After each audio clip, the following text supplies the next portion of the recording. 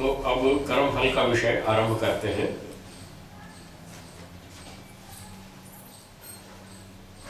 सबसे पहले कर्म की परिभाषा। कर्म किसे कहते हैं? जीव मन, वाणी और शरीर से जो चेष्टा विशेष करता है उसको कर्म कहते हैं। फिर से बोलता हूं, जीव मतलब आत्मा, मन, वाणी और शरीर से जो चेष्टा विशेष करता है उसको कर्म कहते हैं। तो इस परिभाषा में कर्म करने वाला तो है जीव या आत्मा। जीव कहिए, आत्मा कहिए या जीवात्मा कहिए, तीनों शब्दों का एक ही अर्थ है।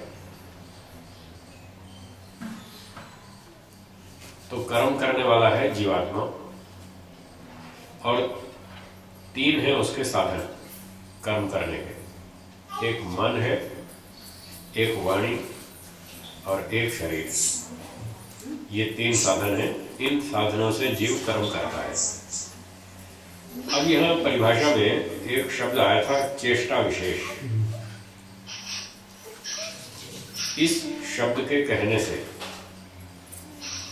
एक बात और निकलती है कि सामान्य चेष्टा भी होती होगी, तभी चेष्टा विशेष कहा गया। तो जो सामान्य चेष्टा है वो भी होती है और विशेष चेष्टा भी होती है। सामान्य चेष्टा से मतलब है जैसे मेरा हाथ यहाँ रखा है, पांव पर, घुटने पर रखा है, मैंने थोड़ा सा यूं हिला दिया, ये भी चेष्टा का अर्थ क्या? क्रिया। क्रिया क्रिया चेष्टा मतलब क्रिया। तो जैसे मेरा हाथ यहाँ रखा है तो मैंने थोड़ा सा यूं हाथ हिला दिया, चेष्टा ये भी है, क्रिया तो ये भी है, तो ये विशेष नहीं है। इसलिए इसको इस कर्म की परिभाषा में नहीं लेंगे। यहां जो परिभाषा बताई गई है वो है फल देने वाले कर्मों की परिभाषा, जिनका फल मिलना है। अब हमने हाथ यूं हिला दिया थोड़ा सा, इसका कोई फल नहीं, इसलिए महर्षि दयानंद जी ने चेष्टा विशेष शब्द लिखा है। चेष्टा विशेष, ये परिभाषा आर्योद्देश्य रत्नमाला में है। महर्षि दयानंद की पुस्तक है आर्योद्देश्य रत्नमाला, उसमें ये परिभाषा है। तो जैसे हमने थोड़ा सा हाथ हिला दिया, ये भी चेष्टा है पर ये कोई विशेष चेष्टा नहीं है, इसलिए इसको कर्म के कोटि में नहीं गिनेंगे। फल देने वाले कर्मों की लिस्ट में इसको नहीं गिनेंगे। ऐसे ही वाणी के भी कुछ सामान्य क्रियाएं हैं। जैसे एक व्यक्ति ऐसे बैठा है और गुनगुना रहा है,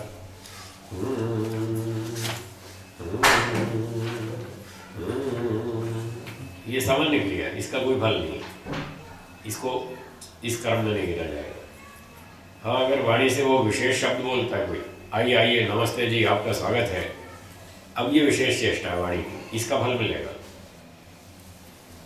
इस तरह से ये वाणी और शरीर की सामान्य क्रिया और विशेष क्रिया।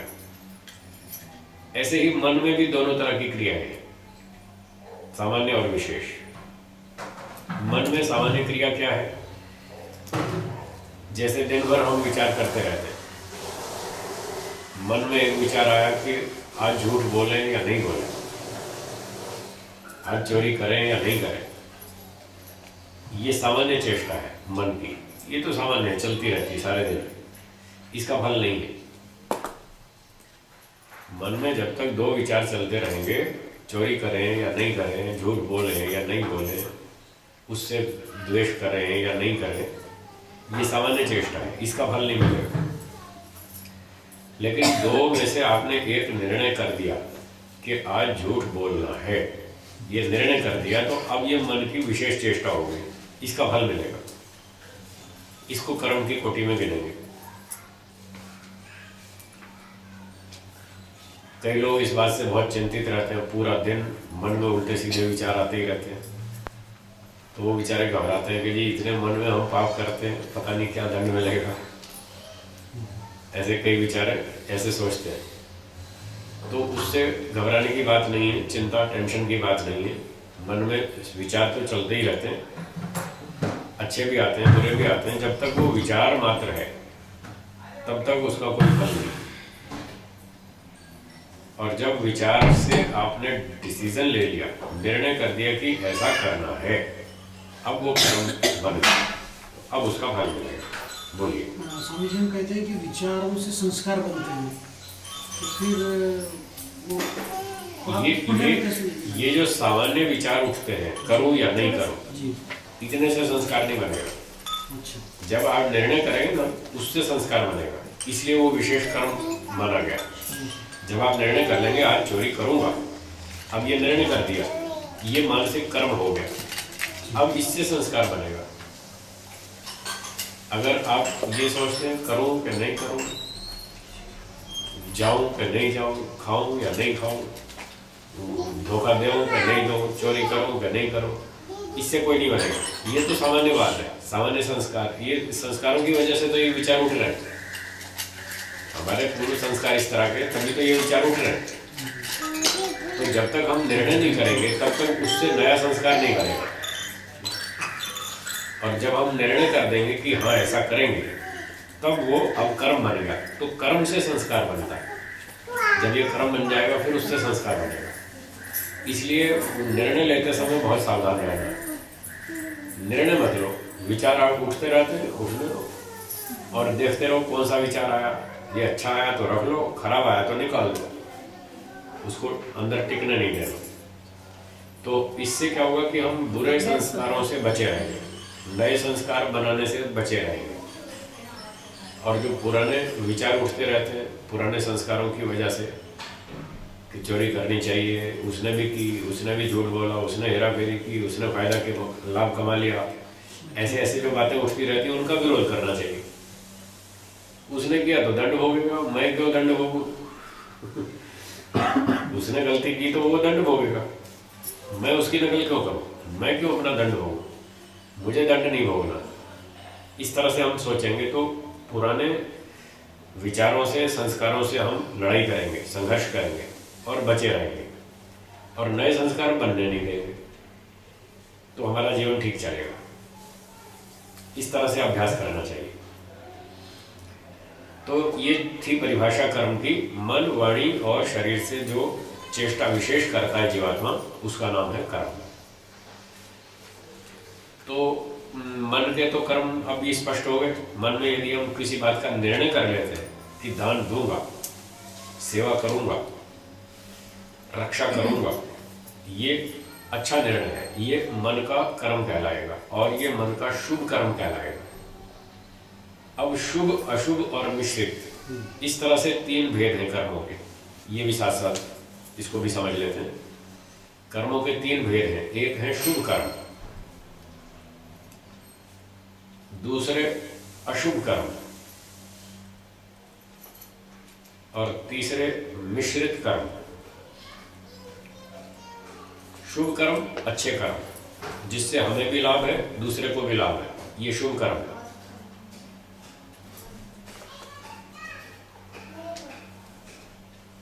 जैसे सत्य बोलना, सेवा करना, रक्षा करना, दान देना, मन में दूसरों की उन्नति सोचना, सबका भला सोचना, ये शुभ कर्म है।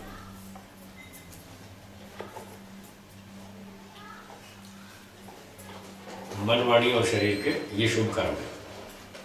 सत्य बोलना, मीठा बोलना वाणी के कर्म, शरीर से दान देना, रक्षा करना, सेवा करना, ये शरीर के कर्म, और मन में दूसरों की उन्नति की बात सोचना, सबके लिए सुख सोचना, ऐसी भावना कामना रखना मन में कि सर्वे भवन्तु सुखिनः, सब लोग सुखी रहें, ये मन के शुभ कर्म हो गए।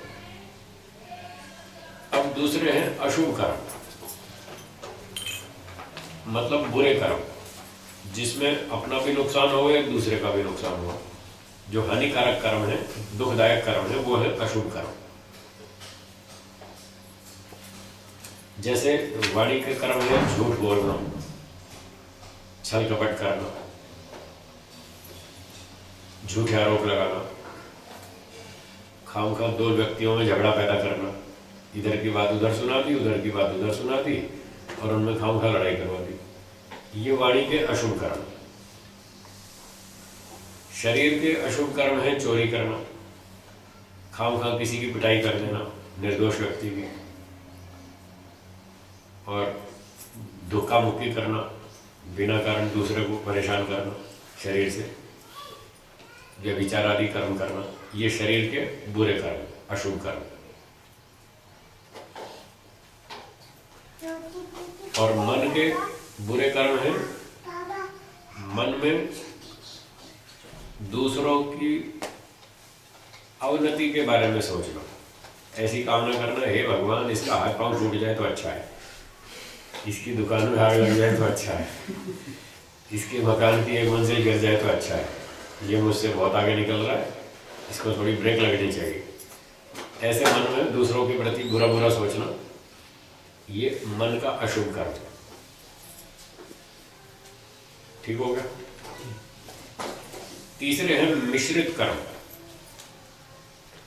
मिश्रित कर्म का अर्थ है मिला जुला, मिक्स्ड, कुछ उसमें अच्छा है, कुछ अच्छाई है, कुछ बुराई है, दोनों मिक्स है।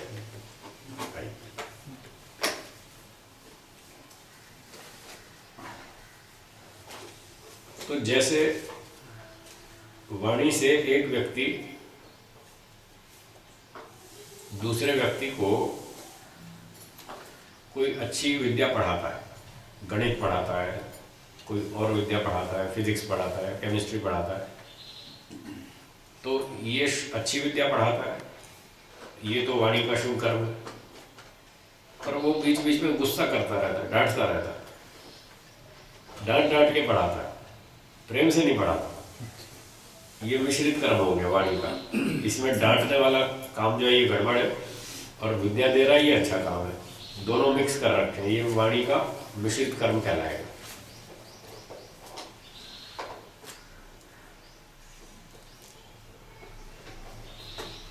अब शरीर का मिश्रित कर्म।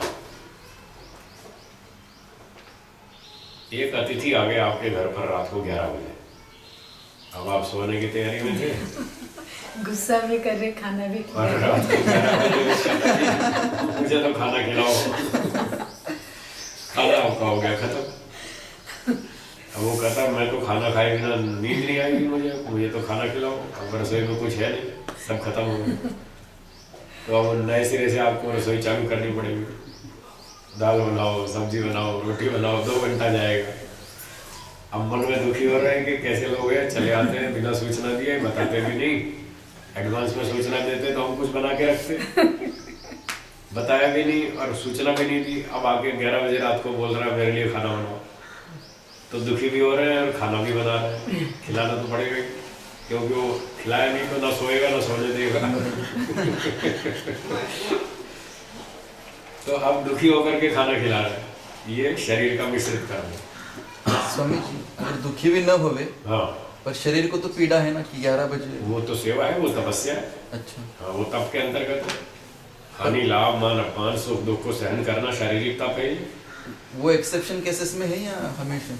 नहीं, प्रसन्न होकर के उसको आप सेवा कर रहे हैं, खाना खिला रहे हैं बिना दुखी हुए, ये तपस्या है। अच्छा, हाँ, पर ईश्वर की आज्ञा का भंग भी तो है।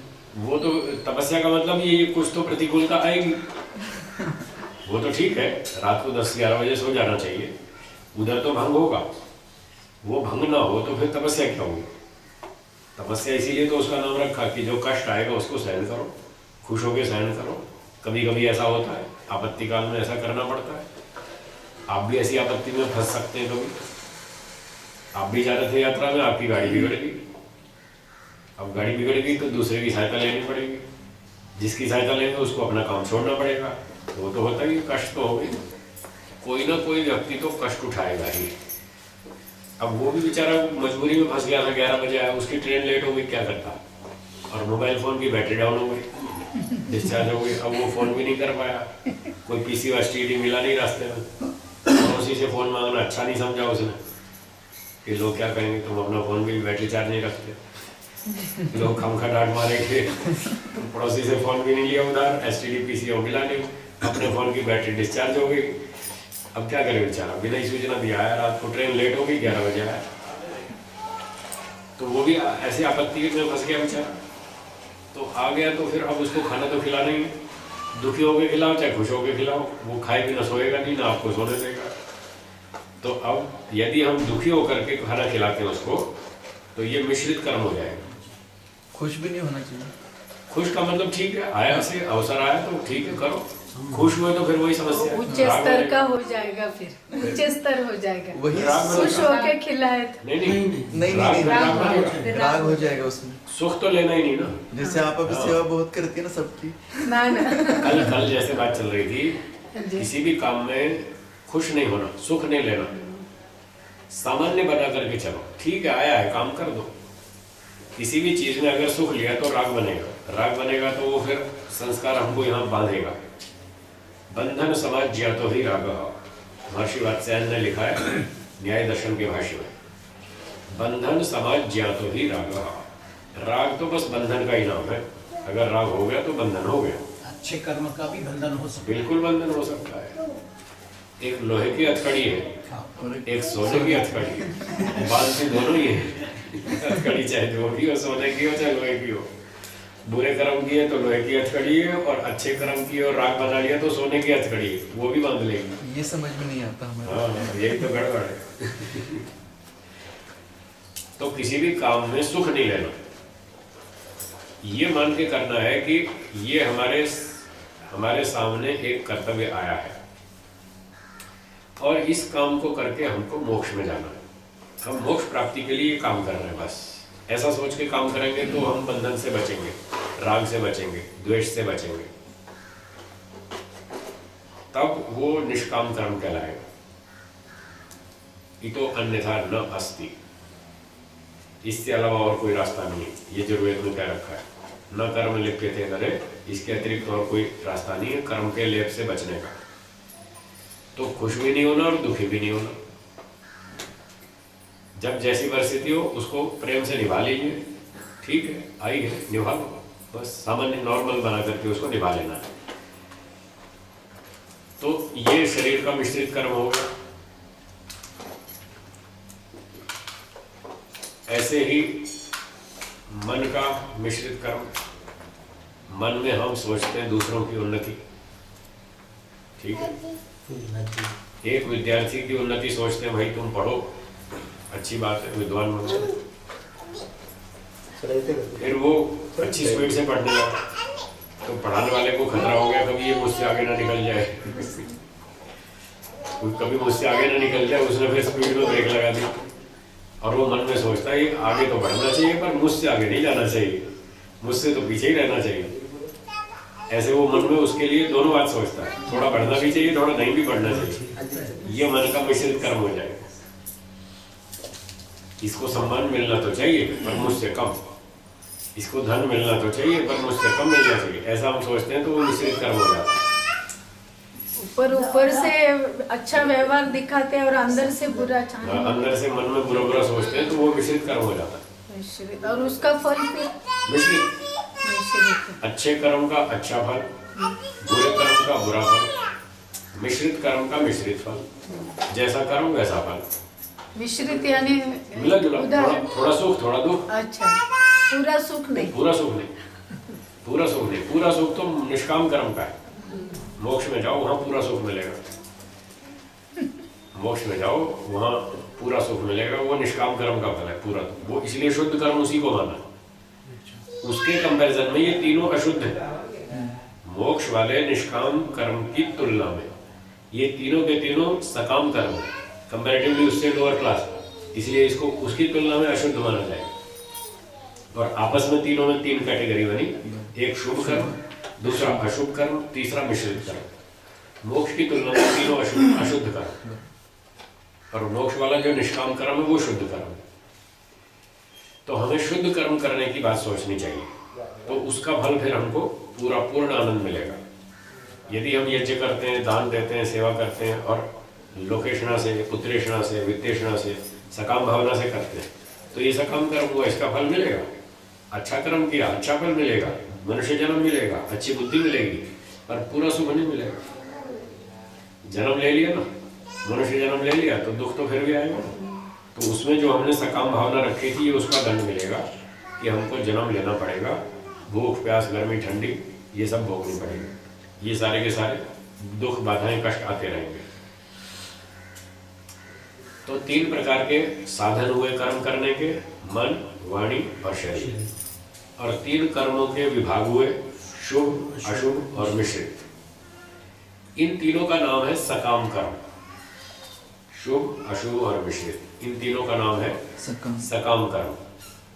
सकाम कर्म की परिभाषा ये है कि जिन कर्मों को करने का उद्देश्य सांसारिक सुख की प्राप्ति हो, जिन कर्मों को करने का उद्देश्य सांसारिक सुख की प्राप्ति हो, वे सकाम कर्म कहलाते हैं।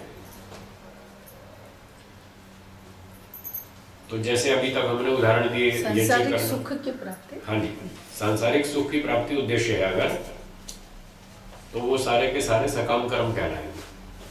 सांसारिक सुख में धन आ गया, सम्मान आ गया, सुविधाएं आ गई, कोई पुत्रेषणा वित्तेषणा लोकेषणा, 3 ऐषणाओं में सब आ गया।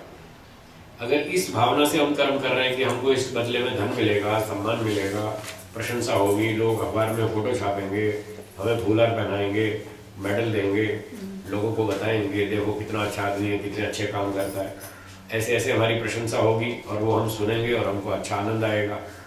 ऐसी भावना से यदि कर रहे हैं तो ये सब सकाम कर्म है। चाहे आप यज्ञ कर रहे हैं, चाहे दान दे रहे हैं, चाहे कुछ भी कर रहे हैं, वो सारे शुभ कर्म है, अच्छे कर्म है, पर वो हैं सकाम भावना से, क्योंकि आपने सांसारिक सुख सुविधाओं को ध्यान में रख करके किए, उस फल की कामना से किए कि इसके बदले में मुझे ये सब मिलना है, वो सकाम कर्म कहलाएगा। तो जो अशुभ कर्म है उनका फल तो अशुभ ही होगा, वो तो शुभ हो ही नहीं सकता। और जो मिश्रित कर्म है उसमें भी बुराई का अंश मिक्सचर मिला हुआ है, उसका फल भी शुभ नहीं हो सकता, पूरा शुद्ध नहीं हो सकता। तो 3 सकाम कर्मों में से 2 तो कट गए, अशुभ कर्म और मिश्रित कर्म, ये 2 तो कट के अलग हो गए, एक बच गया शुभ कर्म। ये जो शुभ कर्म है इसके पीछे जो हमारी भावना है कि हमें सांसारिक सुख के लिए हम कर रहे हैं, अगर इस भावना को बदल दें हम तो ये निष्काम कर्म में कन्वर्ट हो जाएगा। तो चौथी कैटेगरी बनेगी निष्काम कर्म। सकाम कर्मों में से जो एक ही कर्म है शुभ कर्म, केवल वही निष्काम कर्म में कन्वर्ट हो सकता है, बाकी 2 तो नहीं हो सकते, क्योंकि उसमें बुराई का अंश मिश्रित है। मोक्ष के लिए तो अच्छा ही कर्म होना चाहिए, उसमें बुराई मिक्स नहीं हो सकती। तो निष्काम कर्म की परिभाषा ये हुई, जो शुभ कर्म मोक्ष प्राप्ति के उद्देश्य से किए जाते हैं,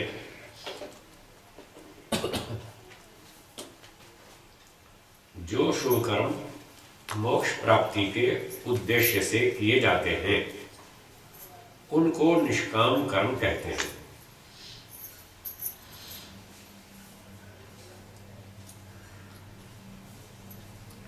तो यज्ञ करना, दान देना, सेवा करना, विद्या पढ़ाना, प्रचार करना, सत्य वेदों का प्रचार करना,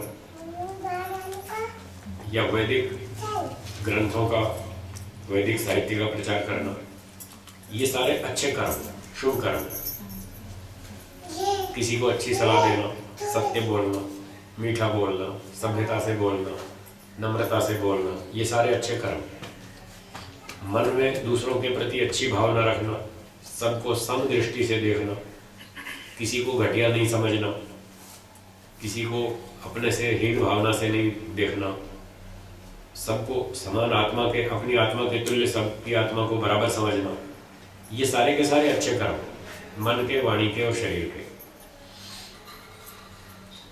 अब यदि इन सारे कर्मों को हम मोक्ष प्राप्ति की भावना से करते हैं तो ये सारे के सारे शुभ कर्म निष्काम कर्म बन जाएंगे। तो ये चौथे हुए निष्काम कर्म। हमको ये निष्काम कर्म करने का प्रयत्न करना चाहिए। ये जो वेद के मंत्र में 40वां अध्याय 2रा मंत्र, कुर्वन्नेवेह कर्माणि जिजीविषे क्षतं समा, इस मंत्र में निष्काम कर्म करने की प्रेरणा है। कर्माणि कुर्वन् एव। यहाँ इसके भाष्य में महर्षि दयानंद जी ने लिखा है कि निष्काम कर्म करता हुआ ही मनुष्य शतम समाह 100 वर्ष तक जिजीविषेत जीने की इच्छा करे। निष्काम कर्म करता हुआ मनुष्य 100 वर्ष तक जीने की इच्छा करे। क्यों? क्योंकि इतो अन्यथा न अस्ति, इसके अलावा और कोई रास्ता नहीं है कर्मों के बंधन से छूटने का। यदि सकाम कर्म किए तो वो कर्म हमको बांध लेगा और फिर जन्म मरण के चक्कर में तो मोक्ष नहीं हो पाएगा। हम चाहते हैं मोक्ष, हम भी चाहते हैं मोक्ष और ईश्वर भी चाहता है। हमसे चाहता है ना ईश्वर, हम ईश्वर ये चाहता है कि हम लोग मोक्ष में जाएं। सब जीवन ईश्वर हमसे ये चाहता है और हमारी भी इच्छा है कि हम मोक्ष प्राप्त करें, हम दुख से छूट जाएं। हम भी चाहते हैं हम दुख से छूट जाएं और ईश्वर भी हमारे लिए चाहता है कि हम लोग दुख से छूट जाएं। इसीलिए हमारे मोक्ष प्राप्ति के लिए ईश्वर ने जगत बनाया, सृष्टि बनाई। तो जब हम दोनों ये चाहते हैं कि हमारा मोक्ष हो जाए, ईश्वर भी हमारे लिए मोक्ष चाहता है और हम भी अपने लिए मोक्ष चाहते हैं, तो फिर हमको वैसे ही कर्म करने चाहिए, निष्काम कर्म करने चाहिए। ठीक है, ये 4 प्रकार के कर्म हुए। इसका मतलब ये होता है ठीक कि निष्काम कर्म करते हुए मोक्ष प्राप्ति के लिए सामान्यतः 100 वर्ष की अवधि लग सकती है। ये सामान्य रूप से 100 वर्ष की आयु दी है मनुष्य शरीर की। ये इसका अर्थ ये नहीं है कि 100 वर्ष में व्यक्ति मोक्ष प्राप्त कर लेगा, कर सकता है, ये अर्थ नहीं। नो, ये यंत्र की आयु है होती ये तो यंत्र की शरीर की आयु बताई कि 100 वर्ष तक व्यक्ति साधन जीने की इच्छा साधन करे। आयु है। अनेक जन्म लेने पड़ेंगे। हाँ, 100 वर्ष तक व्यक्ति को मनुष्य शरीर दिया है तो वो 100 वर्ष तक जीने की इच्छा करे। ठीक है, जल्दी मरने की बात नहीं सोचे, सुसाइड करने की बात नहीं सोचे, आलसी निकम्मा ना बैठे, पुरुषार्थी हो, मेहनत करे, कम से कम 100 साल जीने की बात सोचे। शरीर की सामान्य क्षमता 100 वर्ष ईश्वर ने निर्धारित की है, ये बताना चाहते हैं। ये नहीं बताना चाहते कि मुक्ति 100 वर्ष में मिलती है, ये नहीं बताना चाहते। मुक्ति तो कई जन्म में होगी, तो 200, 500, 1000, 20,000 वर्ष भी लग सकते हैं। कितने जन्म लगेंगे वो तो हर एक की स्पीड अपनी अलग अलग है। जितनी गति से चलेगा, जितना पुरुषार्थ करेगा, उतनी जल्दी पहुंचेगा। जो स्लो चलेगा देर लगेगी, वो एक अलग प्रश्न है। तो यहाँ शरीर की आयु बताई गई कि 100 वर्ष तो उसको जीना चाहिए। परंतु ये तब हो सकता है जब खान पान ठीक हो, वायु ठीक हो, जल ठीक हो, अनाज ठीक हो, सब्जियां ठीक हो, फल ठीक हो, सब चीज़ें शुद्ध हो, विचार भी शुद्ध हो, आचार भी शुद्ध हो, दिनचर्या भी ठीक हो, व्यायाम भी करे व्यक्ति, तो 100 साल तक जी सकते। अब आज तो सारा ही कुछ बिगड़ा हुआ है। पानी बिगड़ा हुआ है, आपको मिनरल वाटर खरीदना पड़ता है ट्रेन में, बाहर शुद्ध पानी नहीं मिलता, घर में भी नहीं मिलता, वो भी इसके लिए कुछ RO वाटर लगाना, प्लांट लगाना पड़ता है, तो जा करके शुद्ध पानी पी सकते हैं आज। तो पानी बिगड़ गया, धरती बिगड़ गई, फर्टिलाइजर डाल डाल के सब खराब कर दिया, अनाज बिगड़ा हुआ है, पोल्यूशन वायु का इतना अधिक है, सांस लेने को शुद्ध वायु नहीं मिल रही है, तो सब्जियां खराब हैं, फल खराब है, सब जहर मार मार के जहर बना ये दिया। सब मेंटेन करने के लिए धन कमाना पड़ रहा है। हाँ, तो सारा ही कुछ बिगड़ा हुआ है। अच्छा, दिनचर्या बिगड़ी हुई है, लोग रात को टाइम पर नहीं सोते, सुबह जल्दी नहीं उठते, व्यायाम करते नहीं, सैर पे जाते नहीं, कुछ नहीं करते, तो बताइए 100 साल कैसे जिए? अब नहीं जी सकते। कुछ व्यक्ति जीते हैं, वो दारू भी खाते हैं। उतने फैक्टर्स होते हैं उनके पास, जितने पॉजिटिव फैक्टर होंगे उतनी आयु बढ़ेगी, जितने के सारे फैक्टर नेगेटिव होंगे उतनी आयु घटेगी। तो कोई कोई जीता, उसको माता पिता से शरीर अच्छा मिला, मजबूत। अच्छा, एक फैक्टर बहुत बड़ा ये है, उसका रॉ मटेरियल अच्छा है। जो रॉ मटेरियल लोहा अच्छा होगा तो उसका अलमारी देर तक चलेगी, और रॉ मटेरियल लोहा कमजोर है तो उसकी अलमारी थोड़े दिनों में बिगड़ जाएगी। और कुछ भाइयों में भी ऐसे होते, कोई जल्दी मर जाते हैं, पर एक वो उनका व्यक्तिगत कारण है। एक ने व्यायाम किया, उसने शरीर मजबूत बना लिया, दूसरे ने नहीं किया, वो जल्दी रोगी हो गया, जल्दी मर गया। वो व्यक्तिगत प्रश्न की बात है। वो माता पिता से Parents- समान शरीर सबको नहीं मिलता। हाँ, ये भी वो ऐसा भी होता है। वो भी साइंस पेपर में माता पिता के जब बच्चे का जन्म होता है उस समय माता पिता ने अलग अलग क्रियाएं की, अलग अलग भोजन खाया, उसके कारण भी भाइयों के शरीरों में अंतर आ सकता है, भाई बहनों में अंतर आ सकता है। खैर वो सारे कारण होंगे। तो कहने का मतलब ये था कि अगर ये सारे खान पान आदि फैक्टर जितने भी हैं ये सारे पॉजिटिव हैं और अच्छे हैं तो उतनी आयु बढ़ेगी। तो पहले सामान्य रूप से 100 वर्ष की आयु होती थी जब ये सारी चीज़ें ठीक होती थी पॉजिटिव, पर अब वो सारी बिगड़ गई, इसलिए अब तो एवरेज 60 ईयर्स, 60 वर्ष तो हो गई तो लोग खुशी मनाते हैं, षष्ठी पूर्ति 60 पूरा कर लिया, बहुत बड़ा किला जीत लिया। अब तो ऐसे चलता है। ठीक है, तो हाँ बोलिए प्रश्न। कि हम जैसे निष्काम काम करते समय, निष्काम कर्म करते समय या फिर ध्यान धारणा समाधि में जब रहते हैं जी, तब हर समय मोक्ष प्राप्ति की सोचना क्या गलत बात है? बिल्कुल गलत नहीं, हर समय मोक्ष प्राप्ति की ही बात सोचनी चाहिए, ये ही सोचना फिर ये चाहिए, काम भक्ति तभी नहीं तभी होगी। मोक्ष मिलेगा। मोक्ष प्राप्ति ही सोचनी चाहिए हमेशा, तो ही मोक्ष मिलेगा। अगर आप हर समय मोक्ष की नहीं सोचेंगे तो इसका मतलब क्या हुआ, कुछ समय संसार की बात सोचेंगे, नहीं मतलब कुछ भी नहीं सोचेंगे जैसा कुछ भी नहीं सोचेंगे, ये हो ही नहीं सकता। 9वें समोल्लास में लिखा महर्षि दयानंद जी ने, जीव क्षण मात्र भी ज्ञान कर्म उपासना से रहित नहीं हो सकता। क्षण मात्र भी, 1 सेकंड भी व्यक्ति चुपचाप नहीं बैठ सकता, कुछ ना कुछ सोचेगा। वो चेतन है, जड़ नहीं है, जड़ वस्तु नहीं सोचती, आत्मा चेतन है, वो कुछ ना कुछ सोचेगा। और जब सोचेगा तो 2 ही ऑप्शन है, या तो मोक्ष की बात सोचो या बंधन की। अगर हर समय मोक्ष की सोचेंगे तो मोक्ष की तरफ बढ़ेंगे और मोक्ष हो जाएगा। मोक्ष की नहीं सोचे तो फिर बंधन की सोचे, खाना कमाओ, पैसा कमाओ, नाम कमाओ, चेला बनाओ, पुत्रेषणा वित्तेषणा लोकेषणा, फिर वहाँ फंस जाएंगे। इसलिए हर समय यही सोचना है, हमें मोक्ष चाहिए और कुछ नहीं चाहिए। सत्यार्थ प्रकाश में मुक्ति के जो साधन लिखे उनमें एक लिखा है मुमुक्षुत्व। मुमुक्षुत्व उसका अर्थ होता है बस मोक्ष ही चाहिए और कुछ नहीं चाहिए, मोक्ष प्राप्ति की तीव्र इच्छा। उसका उदाहरण दिया है, एक व्यक्ति को 4 दिन से भोजन नहीं मिला, बहुत तेज भूख लग रही, खाना नहीं मिला, उसको आगे आप 4 उंगली कर दो तो क्या समझेगा? 4 रोटी 400 रुपया नहीं समझेगा, 4 लाख रुपया नहीं समझेगा। 4 उंगली कर दी तो वो कहेगा हाँ 4 रोटी लाओ लाओ। अगर आप उसको ऑफर करें, देखो रोटी नहीं मिलेगी, तुमको 400 रुपया दान देंगे, बोलेगा 400 रुपया भाड़ में, मुझे तो 4 रोटी लाओ। पहले रोटी लाओ, पैसे की बात पीछे करना, पहले रोटी लाओ। 400 रुपये चढ़ाऊंगा थोड़ी, मुझे तो भूख लग रही है, पहले रोटी लाओ। तो जैसे भूखे व्यक्ति को 4 दिन का भूखा हो, उसको बस रोटी ही सूझती है और कुछ नहीं। एक व्यक्ति को 2 दिन से पानी नहीं मिला, प्यास लग रही है जोर से, पानी मिला ही नहीं 2 दिन हो, तो उससे पूछो तुम्हें क्या चाहिए, तो क्या बोलेगा? पानी। उसको बोलो तुम्हें मक्खन खिलाएंगे, तुम्हें रबड़ी खिलाएंगे, तुम्हें वो पुलाव खिलाएंगे, नहीं पुलाव वाला कुछ नहीं, पहले पानी लाओ। पुलाव की बात पीछे, पहले पानी लाओ।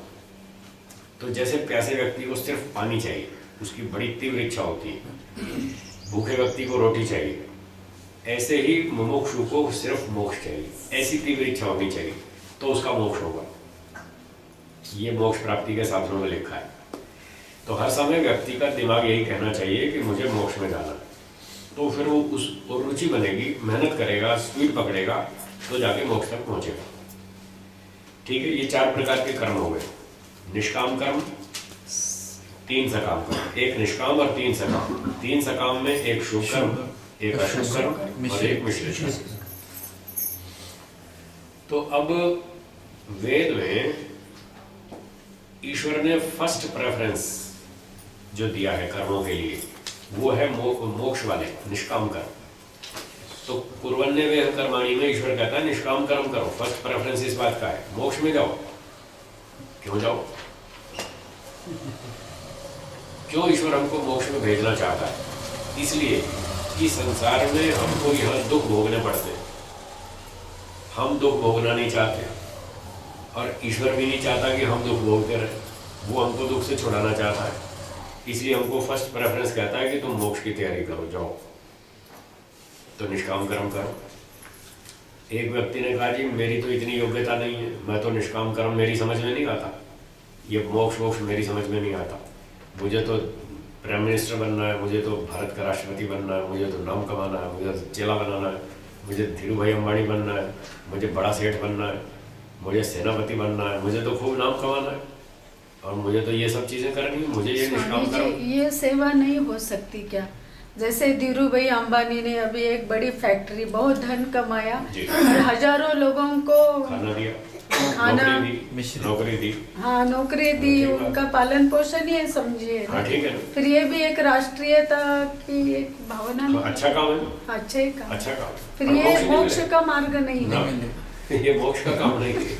उसने कितना फ्रॉड किया पता है? हाँ नहीं, वो फ्रॉड की बात नहीं, फ्रॉड करे या ना करे, हाँ, वो नहीं, बिल्कुल लेकिन fresh काम हजारों करे। लोगों नहीं, को स्वामी जी, आज प्रश्न ऐसा है कि हम समझो चोरी करके अगर दान देते हैं हाँ। तो गलत है ना? वो दो अलग अलग कर्म है। मिश्रित। चोरी करना एक बुरा काम है, दान देना एक अच्छा काम है। लेकिन उसी में से दान दिए तो फिर वो किसी दान में से भी दो, दान का फल वो मिलेगा। बिल्कुल डिफरेंट कर्म है। चोरी की, पैसे जेब में आ गए, एक कर्म कंप्लीट हो गया, कट, वो काम खत्म हो गया। अब जो पैसे जेब में आपके, उसमें से आप दान देते हैं, चाहे वो आपने मेहनत से कमाए चाहे चोरी से कमाए। अब वो पैसे से आप दान दे रहे हैं, ये दान देना अलग कर्म है। दान देना शुभ कर्म है, वो डिफरेंट है। चोरी करना अशुभ कर्म है, वो डिफरेंट है। बताए ना, शुभ और अशुभ दो अलग अलग कर्म है। तो चोरी करके पैसे लाए, वो एक अलग कर्म हो गया, और मेहनत करके पैसे कमाए, वो एक अलग कर्म हो गया। तो ये दो कर्म किया आपने, कुछ पैसे चोरी से कमाए, कुछ मेहनत से कमाए, ये दो कर्म हो गए। उसमें जो चोरी से पैसे लाए वो अशुभ कर्म हुआ, जो मेहनत से पैसे लाए वो शुभ कर्म हुआ। ये दो कर्म अलग अलग है। अब जो पैसे आपके पास है, उसमें से आप दान दे रहे हैं, ये दान देना अलग तीसरा कर्म है। इसका उससे कोई लेना देना नहीं है कि वो पैसे आप चोरी से लाए थे या ईमानदारी से लाए थे। ये दान देना बिल्कुल अलग कर्म। एक व्यक्ति ने प्रश्न पूछा कि जी आप सेठों के घर जाते हैं? मैंने कहा जाते हैं। तो आप उनके यहाँ रोटी खाते हैं? मैंने कहा बिल्कुल खाते हैं। क्यों आपको दान देते हैं? मैंने कहा देते हैं। तो आप उनका दान लेते हैं? मैंने कहा बिल्कुल लेते हैं। तो आपको पाप नहीं लगता? मैंने कहा हमको क्यों लगेगा? क्यों सेठ लोग चोरी भी करते हैं, शोषण भी करते हैं गरीबों का, तो आप उनका गरीबों के शोषण वाला रुपया लेते हैं तो आपको पाप नहीं लगेगा? मैंने कहा बिल्कुल नहीं लगेगा। बोले क्यों नहीं लगेगा? तो मैंने कहा कि हम गरीबों का शोषण थोड़ी करते हैं। गरीबों का शोषण किया सेठ ने, वो उसका कर्म है, उसका दंड हम क्यों भोगेंगे? सेठ ने किसी गरीब का शोषण किया तो वो तो उसका कर्म है ना, मेरा कर्म थोड़ी है। उसके कर्म का दंड मैं क्यों भोगूंगा? उसका कर्म वो भोगेगा, मेरा कर्म मैं भोगूंगा।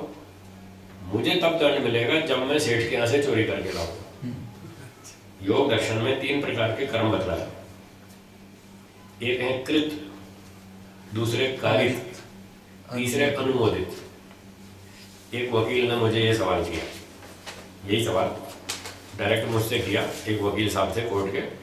उन्होंने यही बात पूछी कि आप सेठों के यहाँ पैसे लाते हैं, दान लाते हैं, तो आपको पाप नहीं लगता? मैंने कहा बिल्कुल नहीं लगता। बोले क्यों नहीं लगता? मैंने कहा सुनो, 3 प्रकार के कर्म होते हैं। ये एक और नया डिवीजन है कर्मों का, कृत, कारित, अनुमोदित।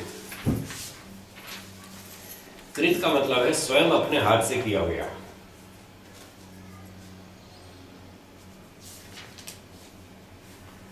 स्वयं मैं अपने हाथ से चोरी करता हूं, ये मेरा कृत कर्म है। और मैं अपने हाथ से अपने पैसे दान देता हूं, ये मेरा कृत कर्म है। दान देता हूं ये शुभ कर्म है, चोरी करता हूं ये अशुभ कर्म है। ठीक है। दूसरा है कारित।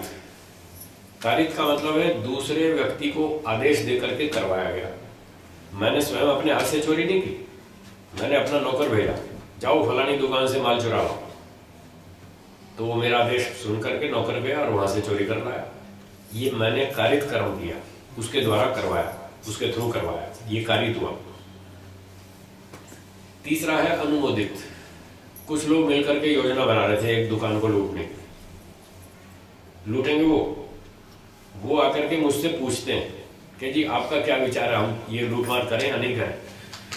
मैंने कहा हाँ करो करो, अच्छी बात है, थोड़ा 10% मुझे भी दे देना। तुम करो लूटमार, बहुत अच्छी बात है, 10% मुझे भी दे देना। तो अब ये हो गया अनुमोदित, समर्थन करना। अनुमोदन माने समर्थन करना। यानी लूटमार करने को बोलना। मैंने नहीं बोला, ना मैंने करी, ना मैंने उनसे करवाई। वो तो अपनी योजना स्वयं बना रहे थे। अच्छा, उन्होंने मुझसे पूछा अच्छा, कि हम चोरी लूटमार करें या नहीं करें। मैंने समर्थन कर दिया कि हाँ करो करो, अच्छा, ऐसे समर्थन कर दिया। ओके। मेरी योजना नहीं है, ना मैंने खुद की है। खुद कर रहे हैं, अपनी योजना बना रहे हैं, वो तो केवल पूछ रहे हैं मुझसे, सलाह ले रहे हैं और मैंने सलाह दे दी हाँ हाँ करो।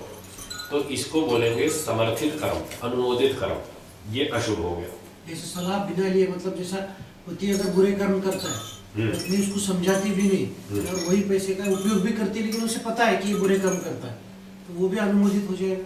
हाँ, अगर एक व्यक्ति बुरे काम कर रहा है, चोरी से डकैती से पैसे ला रहा है और उसके घर का एक सदस्य है, वो उसको रोकता भी नहीं, उसको पता है हाँ। कि ये चोरी से पैसे लाता है और उसको रोकता भी नहीं कि भाई ये चोरी मत कर, तो वो उसमें इन्वॉल्व, उसको दोष लगेगा। ठीक है, तो ये 3 तरह के कर्म हुए। हमें एक प्रश्न। हाँ बोलिए। गौतम बुद्ध ने भी ऐसा ही कहा था हिंसा के बारे में, मांसाहार करने के बारे में। तो बोलते मुझे पाप क्यों लगेगा, मारने वाले दूसरे हैं, मैं तो खा रहा हूँ, मुझे पाप तो खा रहा है तो खाने का कृत कर्म तो हुआ ना, खाया ना अपने मुंह से, ये तो कृत कर्म हो गया ना। मारने का कर्म नहीं किया, मारने का पर खाने का तो कर्म किया। 8 प्रकार के हिंसक बताए महर्षि मनु ने, वही उसमें एक खाने वाला भी तो हिंसक है। खाने वाला, मांगने वाला, बेचने वाला, मारने वाला, बेचने वाला, परोसने वाला, समर्थन देने वाला, पकाने वाला, खरीद के लाने वाला, परोसने वाला, खाने वाला, सारे 8 प्रकार के लोग दोषी। तो यहाँ भी तो आप वो धन का उपयोग तो कर रहे हैं ना। अभी सुनो, मेरा उत्तर दोनों पूरा में क्या सुनो। फर्क है? नहीं, अभी मैंने केवल देखनी है ना। नहीं, अभी दोनों में मैंने क्या केवल इतना बताया कि 3 तरह के कर्म हैं। अभी मेरा उत्तर पूरा सुनिए। तो एक हुए कृत कर्म, अपने हाथ से चोरी करना, ये कृत कर्म, तो हम दोषी हैं। दूसरे आदमी को भेजकर चोरी करवाएं तो कारित कर्म के दोषी, और यदि समर्थन करें चोरी करने का तो हम समर्थित कर्म के दोषी। तो उस वकील साहब को मैंने कहा देखो हम सेठ के यहाँ जाते हैं, हम उसकी तिजोरी में से माल नहीं चुराते, तो कृत चोरी नहीं की हमने, तो हमको क्यों दंड मिलेगा? कृत कर्म हमने नहीं किया पूरा। अच्छा, हमने सेठ को आदेश देकर के भी नहीं करवाया कि तुम जो है इसका शोषण करो, वो भी हमने नहीं किया। सेठ को कभी नहीं बोला कि तुम शोषण करो। और सेठ हमसे पूछे कि जी हम गरीबों का शोषण करें या नहीं करें, तो हम कभी नहीं कहते हाँ तुम शोषण करो, हम तो कभी नहीं कहते, हम तो विरोध करते हैं। हम कहते हैं गरीबों का शोषण मत करो, स्मगलिंग मत करो, ब्लैक मार्केटिंग मत करो, बुरे काम मत करो, मेहनत से कमाओ, ईमानदारी से कमाओ। तो जितना न्याय से मिलता है उतना कमाओ और उतने में आप भी खाओ, 2 रुपया सबको खिलाओ, दान भी दो। हम तो ये कहते हैं। तो ना हमने कृत कर्म किया, न कारित किया, न अनुमोदित किया। बताओ हमको क्यों पाप लगेगा?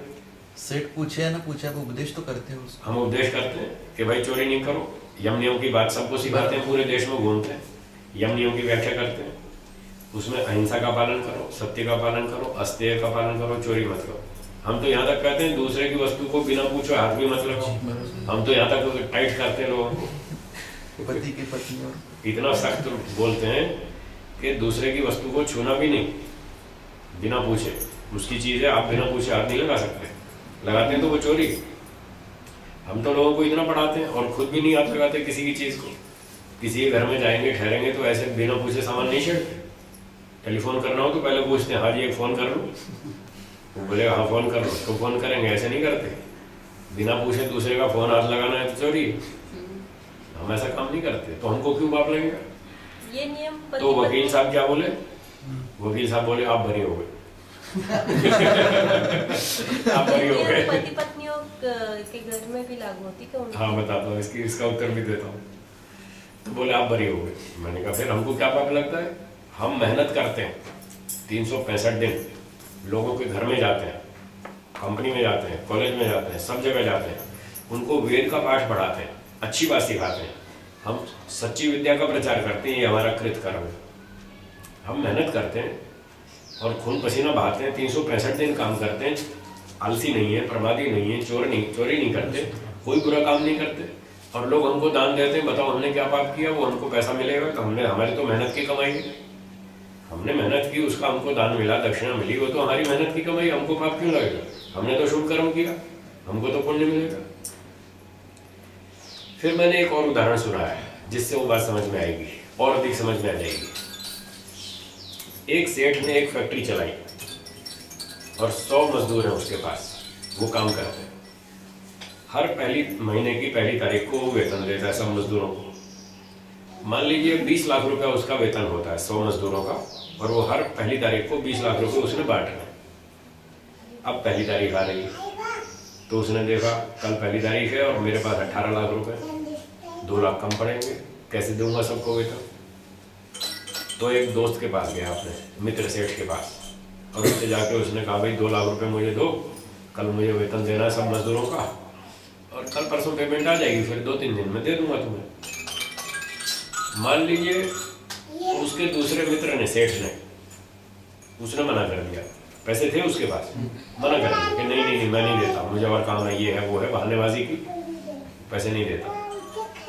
उसने कहा यार तू मुझे 2-3 दिन के लिए नहीं दे सकता, मेरा मुसीबत आई है, कल मुझे पेमेंट देनी है, नौकरी के वेतन देना सब नौकरों को, मेरी जान खा जाएंगे, तो तू मेरा 2 लाख रुपया देना, तुझे 3 दिन में लौटा देता हूँ। अब वो आनाकानी करने लगा, तो ये दोस्ती तो थी, तो दोस्ती के कारण जबरदस्ती उठा लाया 2 लाख रुपया उसने, जबरदस्ती उठा लाया। अब इसको आप चोरी कहो या डकैती कहो, जो भी कहो, वो दादागिरी से 2 लाख ले आया, कानून के हिसाब से तो गलत है, चलो ले आया। दोस्ती के कारण वो भी बेचारा चलो चुप रह गया, कोई बात नहीं, क्या पुलिस में जाना, दोस्त है, चलो 2 दिन जाओ, दे देगा, कोई बात नहीं। पर वो जो चोरी से डकैती से 2 लाख रुपए छीन कर लाया अपने दोस्त के, कल पहली तारीख को वो 100 मजदूरों को वेतन देगा, उसमें 2 लाख रुपए वो चोरी वाले भी हैं, 18 लाख तो ठीक है उसकी ईमानदारी के, और 2 लाख चोरी वाले भी उसने मिक्स कर दिए। अब मजदूरों को जब वो वेतन देगा, और मान लो मजदूरों को पता चल जाए कि ये 2 लाख रुपए जो इसने वो डकैती से छीन छान के लाया वो हमको दे रहा है, तो मजदूर अपना वेतन लेंगे या नहीं लेंगे? वो तो लेंगे, वो तो लेंगे। उन्होंने थोड़ी डकैती की, डकैती की सेठ ने, इसका दंड सेठ को मिलेगा, उनको क्यों मिलेगा? उन्होंने तो खून पसीना बहाया 30 दिन, वो तो कहेंगे हमारा वेतन लाओ, तुम कहीं से लाओ, हम इसके जिम्मेदार नहीं है, वो तुम्हारा कर्म है, तुम जानो, तुम जहाँ से लाओ वो तुम्हारा काम, हमको वेतन दो, हमने 30 दिन मेहनत की है, हमारा पैसा पूरा लाओ। तो वो सेठ का जो 2 लाख छीना हुआ है, वो मजदूर जो है वो अपना वेतन लेगा या नहीं लेगा? छीने हुए पैसे में भी से भी लेगा कि नहीं लेगा? लेगा ना, इसमें उसको कोई बात नहीं लगता। पर इससे कंफ्यूजन और बड़ा स्वामी जी, क्या सुलझने के बजाय उलझ गए। और बोलो। अब यही बात हम शराब या कोका कोला, पेप्सी कोला के वर्करों पे भी लगा सकते हैं। हाँ हाँ, कैसे? जैसे जैसे बुरे ही काम है, लोगों का स्वास्थ्य इससे खराब हो जाता है, ठीक है, फिर भी वो कर रहे हैं, वो तो उनकी कोई नौकरी के लिए कर रहे हैं, और जो पैसे कमाने वाले वो बड़े लोग, वो तो अलग है, जो शराब अब बेचते हैं। देखिए, जो शराब बनाता है और उसके यहाँ कोई मजदूर नौकरी करता है, तो शराब तो स्वास्थ्य के लिए हानिकारक है, उसमें वो नौकरी करता है तो पाप लगेगा, क्योंकि ईश्वर का वैसा वो समर्थित कर्म हो गया ना, उसका समर्थन कर रहा है। नहीं, समर्थन तो है नहीं ना, समर्थन नहीं तो काम बंद कर देगा, नहीं करता मैं नौकरी, समर्थन है तभी तो काम कर रहा है उसका। नहीं, आप भी फिर कह सकते हैं सेठ जी को, क्या? मैं नहीं जाता ऐसे सेठ लोगों के पास। नहीं, मैं जिन सेठों के पास जाता हूँ वो सारे के सारे शराब नहीं बेचते, बीड़ी सिगरेट नहीं बेचते, वो मांस अंडे नहीं बेचते। मैं जिन सेठों के पास जाता हूँ वो 80% मेहनत करते हैं और 20% चोरी करते हैं, टैक्स मान नहीं लो। भरते। 10% चोरी करते हैं, 20% चोरी करते हैं, मान लो। तो मैं जब उस सेठ के यहाँ जाता हूँ और मुझे कोई 500 रुपया, 200 रुपया, 1000 रुपया, 1500, 2000, 5000 जो भी दान दक्षिणा मिलती है, तो मैं तो ये कहता हूँ भाई तुम्हारे जो 80% जो मेहनत की कमाई है मैंने तो उसमें से लिया, तुम्हारे जो 20% चोरी के पैसे मैंने उसमें से नहीं लिया, ना मैं उसका समर्थन करता, ना मैं उससे में से लेता। नहीं, दान का ये नियम है, जब कोई सेठ दान देता है तो वहाँ माइक पे अनाउंसमेंट होती है कि फलाने सेठ जी ने अपनी पवित्र कमाई में से ये 5000 रुपया दान किया। दान तो पवित्र कमाई में से होता है, चोरी के पैसे में से थोड़ी होता है। या तो सेठ बोले कि साहब मैंने चोरी के पैसे में से दिया दान, तो हम माइक पे अनाउंस करेंगे फलाने सेठ ने अपने चोरी के पैसे में से दान दिया। स्वीकार है? कोई किसी को स्वीकार स्वीकार है? नहीं है स्वीकार। तो इसका मतलब चोरी के पैसे का दान होता ही नहीं, दान होता ही मेहनत की कमाई में से। तो हमने मेहनत की कमाई ली, हमें काय का पाप लगेगा? हमने उसको चोरी सिखाई नहीं, चोरी का समर्थन नहीं किया, हमने खुद चोरी की नहीं, तो हमको काय का पाप लगेगा? हमने तो मेहनत की, अपनी मेहनत के पैसे लिए, किसी की जेब नहीं काटी। नहीं, मुझे तो लगता है वो जो मांस खाना भी पाप नहीं है एक तरह से, वो तो ईश्वर की आज्ञा है कि मांस मत खाओ, क्योंकि शरीर के लिए अच्छा नहीं है, उससे उसको पाप लगता होगा। हाँ, जीव तो ये हत्या- पाप जो लगता है, ईश्वर आज्ञा भंग करना ही तो पाप है। वही पाप है हाँ, बस। बस यही तो नियम है पाप का, परिभाषा ये है, ईश्वर आज्ञा भंग करना पाप है। जीव हत्या जो चाहे जीव सो हत्या खावे। है। वो होती रहे, उसका कोई प्रश्न नहीं। ईश्वर के आदेश का भंग करना ये पाप की परिभाषा है। जीव हत्या पाप नहीं है। अगर ईश्वर खुद कह देगा तुम हत्या करके खाओ तो तब उसको पाप मानेंगे क्या? नहीं, वो तो सर्वज्ञ है, उसको पता है क्या करना है क्या। इसलिए ईश्वराज्ञा को भंग करना पाप है और ईश्वराज्ञा का पालन करना पाप नहीं। ये है परिभाषा। हत्या होती है जो भी होता हो, वो अलग प्रश्न है। वो ईश्वर को सोचना है कि मैं कौन सा आदेश दूं कौन सा नहीं दूं। वो तो ईश्वर का काम है सोचना। कानून बनाना उसका काम है, हमारा काम है कानून का पालन करना, बस। तो ये 4 प्रकार के कर्म थे। तो वो पता लग गया ना, मिश्रित कर्म और ये। तो 4 प्रकार के कर्मों में ईश्वर ने पहला आदेश दिया कि निष्काम कर्म करो। तो एक व्यक्ति ने कहा जी मेरी तो इतनी योग्यता नहीं है, मुझे तो इतना वैराग्य नहीं है, मुझे तो मोक्ष समझ में नहीं आ रहा, मुझे तो नाम कमाना समझ में आता है, पैसा कमाओ, सेठ बनो, नाम कमाओ, खाओ पियो, डांस करो, मजा करो, मुझे तो ये समझ में आता है। तो उसने कहा अच्छा ठीक है, कोई बात नहीं, तुम्हारी अभी योग्यता नहीं है निष्काम कर्म करने की, छोड़, तुम सकाम कर्म करो, पर अच्छे कर्म करो। सेकंड प्रेफरेंस शुभ कर्म करो, सेवा करो, दान दो, यज्ञ करो, परोपकार करो, गरीबों की मदद करो, रोगियों की सहायता करो, विद्यार्थियों की सहायता करो और अनाथों की सहायता करो, पशु पक्षियों की रक्षा करो, देश की रक्षा करो, सैनिक बनो, व्यापारी बनो, अच्छी वस्तु का उत्पादन करो, अच्छी वस्तु बेचो, शुभ कर्म करो, लकड़ी बेचो, कपड़ा बेचो, मिठाई बेचो, मकान बेचो, जमीन बेचो, अच्छी चीज बेचो, दूसरे दुनिया का भी फायदा हो, तुम्हारा भी फायदा हो, अच्छे काम करो। ये सेकंड प्रेफरेंस। फिर कुछ लोगों ने वो कर लिया, कुछ लोग ऐसे बच गए, वो कहने लगे साहब हम तो इतनी भी योग्यता नहीं है, हम तो ये भी नहीं कर सकते, तो हम क्या करें? थर्ड प्रेफरेंस भगवान ने कहा मिश्रित कर्म करो। जैसे खेती करना, खेती करना पड़ेगा, इसके बिना तो रोटी नहीं मिलेगी, खा नहीं सकते, जी नहीं सकते। तो भगवान ने अच्छा कहा कृषि में कृषस्व, चलो खेती करो, ये मिश्रित कर्म। उसमें कई कीड़े मरते भी है ना, खेत में हल चलाएंगे, पानी डालेंगे, कुछ चींटियां मरेंगी, कुछ कीड़े मरेंगे, चाहे हम दवा ना भी छांटे तो भी पानी डालेंगे, इतने में चींटियों के बिल तो टूटेंगे, मरेंगे कुछ तो चींटियां। तो थर्ड प्रेफरेंस में ईश्वर ने कहा चलो मिश्रित कर्म कर लो, परंतु चौथे की हम छूट नहीं दे सकते, चोरी करने की छूट नहीं दे सकते। अक्षय मादी जुआ मत खेलो, गांव माँ हिंसी, गाय को नहीं मारो, चौथे की हम छूट नहीं देते, 3 तक छूट दे सकते हैं। तो थर्ड प्रेफरेंस में मिश्रित कर्म तक की छूट है। और मिश्रित कर्म में भी जिसमें अच्छाई का अंश अधिक हो, 50% बुराई का कम हो, 50 से ज्यादा अच्छाई हो, बस उतना करना।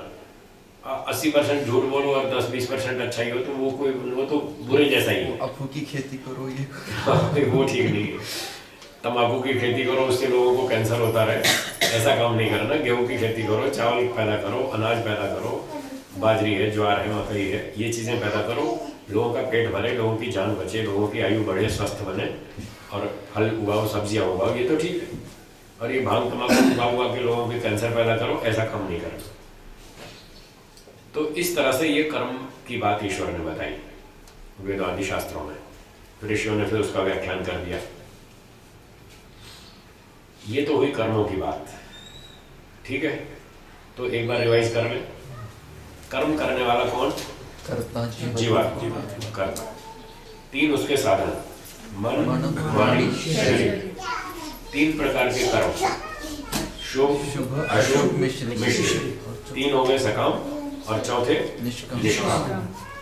और 3 प्रकार के कर्म कृत, कारित, अनुमोदित। ये हो गई कर्मों की चर्चा। और इसमें अनुमोदित जो है ना, समर्थन, जैसे कुछ हो रहा है वहाँ सड़क पे और हम जा रहे हैं कार से वगैरह और हम देख रहे हैं कुछ गलत हो रहा है, वो भी अनुमोदित में ही आएगा ना? ना, हम उसको यदि रोक सकते हैं, हाँ, हमारा तो सामर्थ्य हो, सामर्थ्य हो तो रोको। हम सामर्थ्य नहीं है तो मन से तो हमने उसको समर्थन नहीं दिया, ये तो गलत हो रहा है। यदि मन से हमने समर्थन कर दिया, अच्छा हो रहा है, एक आदमी को पीट रहा है, बहुत अच्छा हो रहा है, तो समर्थन हो गया हमारा, तो हमको पाप लगेगा। पर हमने मन से समर्थन नहीं किया, हमने कहा ये तो गलत हो रहा है, तो हमने समर्थन नहीं किया, हमको पाप नहीं लगेगा। आपके पास समय है, बुद्धि है, सामर्थ्य है, शक्ति है, साधन है, तो स्वयं रोक सकते हैं तो रोक लें, या फोन करें, नहीं रोक सकते तो पुलिस को रिपोर्ट करें। फोन करें, वो भी तब करें जब आगे उलझ नहीं जाएंगे। अच्छा, हाँ, आपने रिपोर्ट कर दी और आगे फिर खुद उलझ गया, रोज आपको पेशी पे पेशी चक्कर में चक्कर काटना पड़े, और इतना आपके पास साधन सामर्थ्य है, नहीं कभी एक्सीडेंट वगैरह होता है ना, बाहर के देशों में बहुत सहाय रहता है इन चीजों का। तो वहाँ हमको ये ध्यान देना है कि कहीं ऐसा ना हो कि हम इस सेवा परोपकार के चक्कर में खुद ही उलझ जाए और हमारा ऑफिस से हमको छुट्टियां लेनी पड़े और हम भूखे मरने लग जाए। ऐसा काम नहीं करने का। उस सीमा तक करें सहयोग जिसमें हमारा काम भी नहीं बिगड़े और दूसरे की भी सहायता हो जाए, उतना तक कर सकते हैं। ठीक है, इस समय जी चुप बैठना पाप लगेगा। अगर हम कर सकते हैं सहयोग और फिर भी नहीं करते ब्राह्मण तो दोष लगेगा। रिपोर्ट भी कर सकते हैं, अगर रिपोर्ट न कर रहे तो भी पाप लगेगा।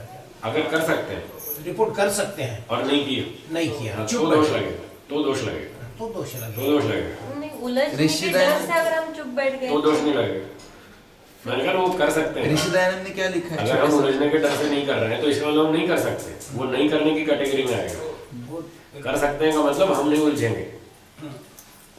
डीएसपी हमारा दोस्त है और हमने उसको कान में डाल दिया, ये घटना हो रही है इसको संभालो, तो हमको नहीं उलझाएगा। ऐसे केसेस में तो कर दो रिपोर्ट, कोई दिक्कत नहीं। फिर भी कानून ये कहता है कि प्रत्येक नागरिक का कर्तव्य है कि बिल्कुल ठीक, सूचना करे। और कानून का ये कर्तव्य है कि पुलिस जनता की सहायता करे, वो ना कि जनता को फंसा दे। अगला भाग है। जब वो काम वो ठीक काम नहीं करती तो हम भी नहीं करेंगे। लेन अपनी देन रक्षा बराबर। करना हमारा धर्म है, अपनी रक्षा करना हमारा फर्ज है। कानून ये कहता है पहले अपनी रक्षा करो, सबसे ऊंचा कानून तो अपना वेद है, बस। फिर उसके बाद फिर भारत आएगा। तो वहां हम मन से उसका कम से कम विरोध कर रहे हैं कि ये काम अच्छा नहीं हो रहा, तो हम समर्थन के पाप से बच जाएंगे।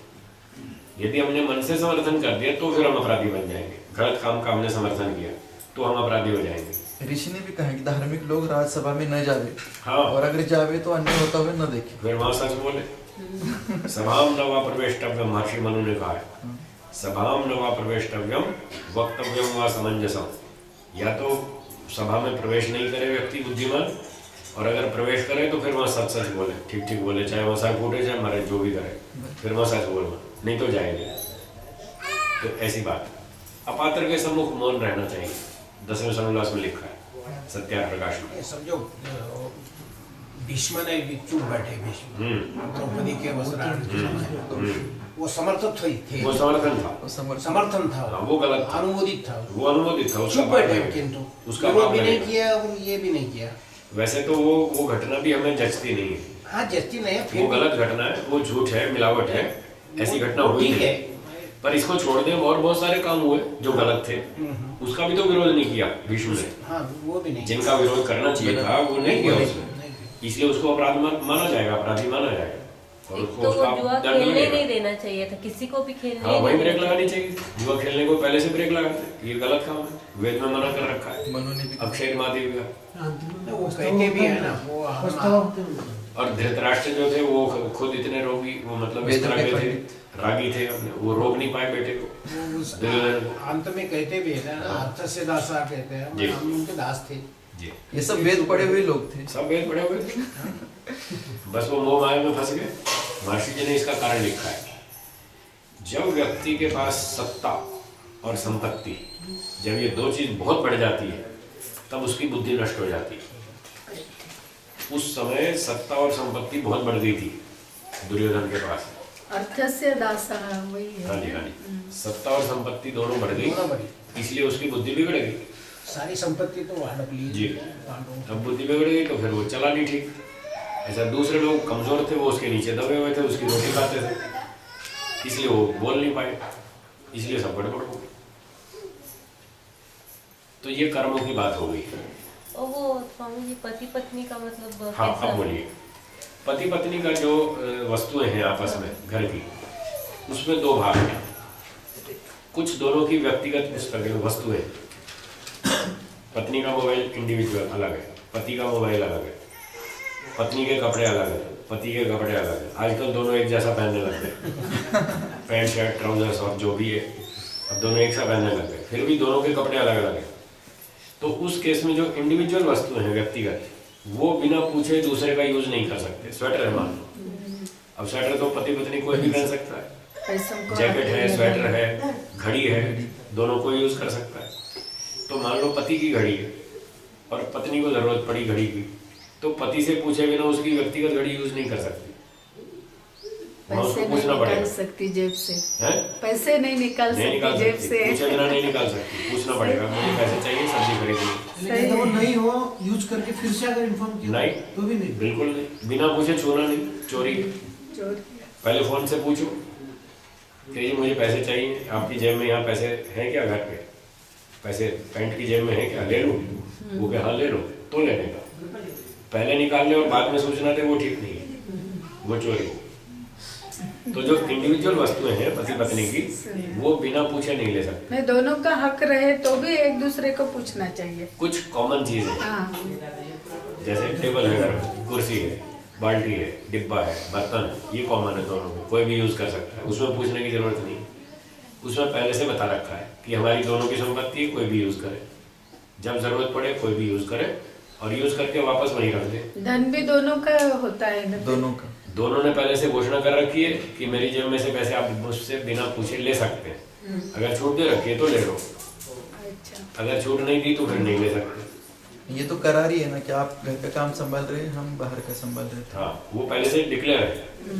तो जो चीजें डिक्लेयर्ड है कि हम दोनों मिलकर यूज करेंगे, वहाँ पूछने की आवश्यकता नहीं है। एक बात तो भी अनुमति लेना ही पड़ेगा। हाँ, एक बार बैठ के क्लियर कर लो ना शुरू में, भाई ये टेलीफोन है, दोनों यूज करेंगे। पहले एक बार घोषणा हो गई, अब पूछने की जरूरत नहीं, अब दोनों यूज कर सकते हैं बिना पूछे। या फिर ऐसा कहे कि जो सभी चीजें कर सकते हैं, जो कोई विशिष्ट मैं कहूंगा कि ये किसको हाथ मत लगा, तो उसको छोड़ के बाकी सब। हाँ, बाकी यूज कर सकते। वो तो जब शादी हुई थी तो तभी डिक्लेयर हो गया था कि हमारा घर है, दोनों की संपत्ति जो भी यूज कर, वो उसी समय डिक्लेयर हो कुछ गया। इम्पोर्टेंट फाइल है, डॉक्यूमेंट हाँ, है, इसको हाथ मत जो लगाओ करके पर्सनल, तो वो मना कर हाँ, दिया तो वो नहीं छूना, वो उसकी पर्सनल है। जैसे उसकी पर्सनल डायरी है, कोई डायरी है, उसमें नोट्स लिखता है, कोई टेलीफोन नंबर लिखता है, कोई ऑफिस के कोई इम्पोर्टेंट बातें लिखता है। अगर वो खो गई, बिगड़ गई तो काम सारा, नौकरी बिगड़ जाएगी, उसकी नौकरी चली जाएगी। ऐसी कोई जो प्राइवेट चीज़ें हैं या ऑफिस की चीज़ें हैं या जो कॉन्फिडेंशियल चीज़ें हैं, तो वो उसको मना करता है, भाई ये चीज़ नहीं छेड़ना, कहीं मेरा काम ना बिगड़ जाए, तो वो उसको नहीं हाथ लगाना चाहिए। बाकी जो कॉमन चीज़ें वो घर की सब प्रयोग करेंगे, उसमें कोई बाधा नहीं। ठीक है जी, हो गया पति पत्नी वाला। अच्छा, तो ये बात थी कर्मों की। अब चलाते हैं फल की बात। अब फल की बात यह है कि सकाम कर्मों का फल मिलता है जाति आयु भोग। स्वामी, हाँ जी, फल की बात शुरू करनी है, इनको कुछ कर्म के बारे में। हाँ पूछो, कोई शंका हो तो पूछ सकते हैं। ऑनलाइन जो है कोई शंका हो तो पूछ सकते हैं कर्म के बारे में। मैत्री जी, विक्रम जी। स्वामी जी, सपोज मैं शराब के फैक्ट्री में काम करता हूँ जी, और जब मुझे तनख्वाह मिलती है मैं ये सोचकर वो तनख्वाह को लेता हूँ कि ये जो शराब मैंने बनाई है वो दवाई के रूप में काम कर रहा है, तब मुझे उसका दोष लगेगा कि नहीं लगेगा?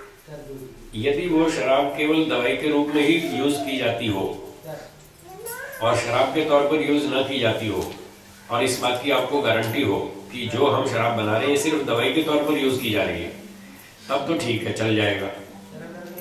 लेकिन ऐसी आप गारंटी नहीं दे सकते। जिस शराब की फैक्ट्री में आप काम करते हैं, पता है कि वहाँ पर 7% शराब बनता है, 10% दवाई की फैक्ट्री में जाता है, तो मैं ये सोच कर ले सकता हूँ मैं वो 40% में ले रहा हूँ तनख्वाह। 40 नहीं, 40% दवाई में जाता है और 60% दवाई की फैक्ट्री में जाता है, 60% ये शराब खाने में जाता है। ना उस फैक्ट्री में काम नहीं करना चाहिए। अब मैं ये सोचकर लूंगा कि मैंने जो 40% दवाई में जा रहा है मैं उसके लिए काम कर रहा हूँ। ना उसमें नहीं जाना चाहिए, उसमें फिर बिगाड़ की संभावना है। ऐसे काम में सहयोग देना ही नहीं चाहिए। शराब की फैक्ट्री में काम करो ही मत, जिसको करना हो वो करे, हम नहीं करेंगे। हम लकड़ी बेचेंगे, कपड़ा बेचेंगे और धंधे कम है क्या दुनिया में? शराब वाले क्यों करें जो डाउटफुल हो? जो डाउटफुल काम है वो नहीं करना। उसका फल क्या मिलता है लेकिन? मिश्रित। अगर 40% दवाई में जा रही है शराब, जिस फैक्ट्री से 40% तो दवाई में जा रही है, 60% दारू पीने के लिए यूज हो रही है, तो मिश्रित कर्म हुआ, तो उसका मिश्रित फल मिलेगा। कुछ अच्छा भी हो रहा है, कुछ खराब भी हो रहा है। लेकिन ऐसे भी लोग दिखाई दे रहे कि दारू के जो ढेले हैं वो बड़े बड़े लोगों के पास है, दुकानें वगैरह, हाँ बिजनेस। हाँ। तो आज तो वो अच्छा ही जी रहे ना फिर। नहीं, आज तो वो अच्छा जी रही हो, डकैती वाले क्या अच्छा नहीं जी रहे? डकैती वाले, स्मगलिंग वाले, डाकू लोग सब मजे से जी रहे, पर वो अच्छा नहीं है। अच्छा क्या बुरा क्या वो तो वेद बताएगा, ईश्वर बताएगा कि ये अच्छा है और ये बुरा है। ईश्वर ने मना किया, शराब मत पियो, शराब मत पियो, बस बात खत्म हो गई। शराब पीना नहीं, शराब की फैक्ट्री चलाना नहीं, फैक्ट्री में काम करना नहीं, शराब की डिलीवरी करना नहीं, शराब की स्मगलिंग करना नहीं, कुछ नहीं करनी। वो काम ही गलत है। जिसको करना है वो करे, आप तो बचो कम से कम। अभी विदेशी लोग ठंड से बचने के लिए पीते हैं शराब। उसके लिए भारतीय चीज, उसके लिए शाकाहारी चीजें बहुत सारी। शहद खाओ, बादाम खाओ, पिस्ता खाओ, काजू खाओ, गर्म पानी पियो, दूध पियो गर्म, उसमें आप तुलसी डाल के पियो, सूप डाल के पियो, अदरक पियो, दुनिया भर की गर्म चीजें।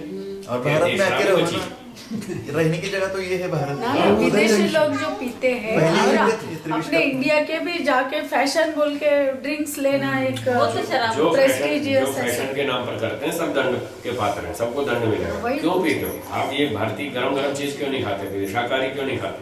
वो खाओ ना, अदरक खाओ, कितनी गर्म देती है, सूंठ कितनी गर्मी देती है, शहद गर्मी देती है, खजूर छुआरे गर्मी देते हैं, और अंजीर गर्मी देती है। दूध में उबाल के पियो, देखो फटाफट ठीक हो जाए।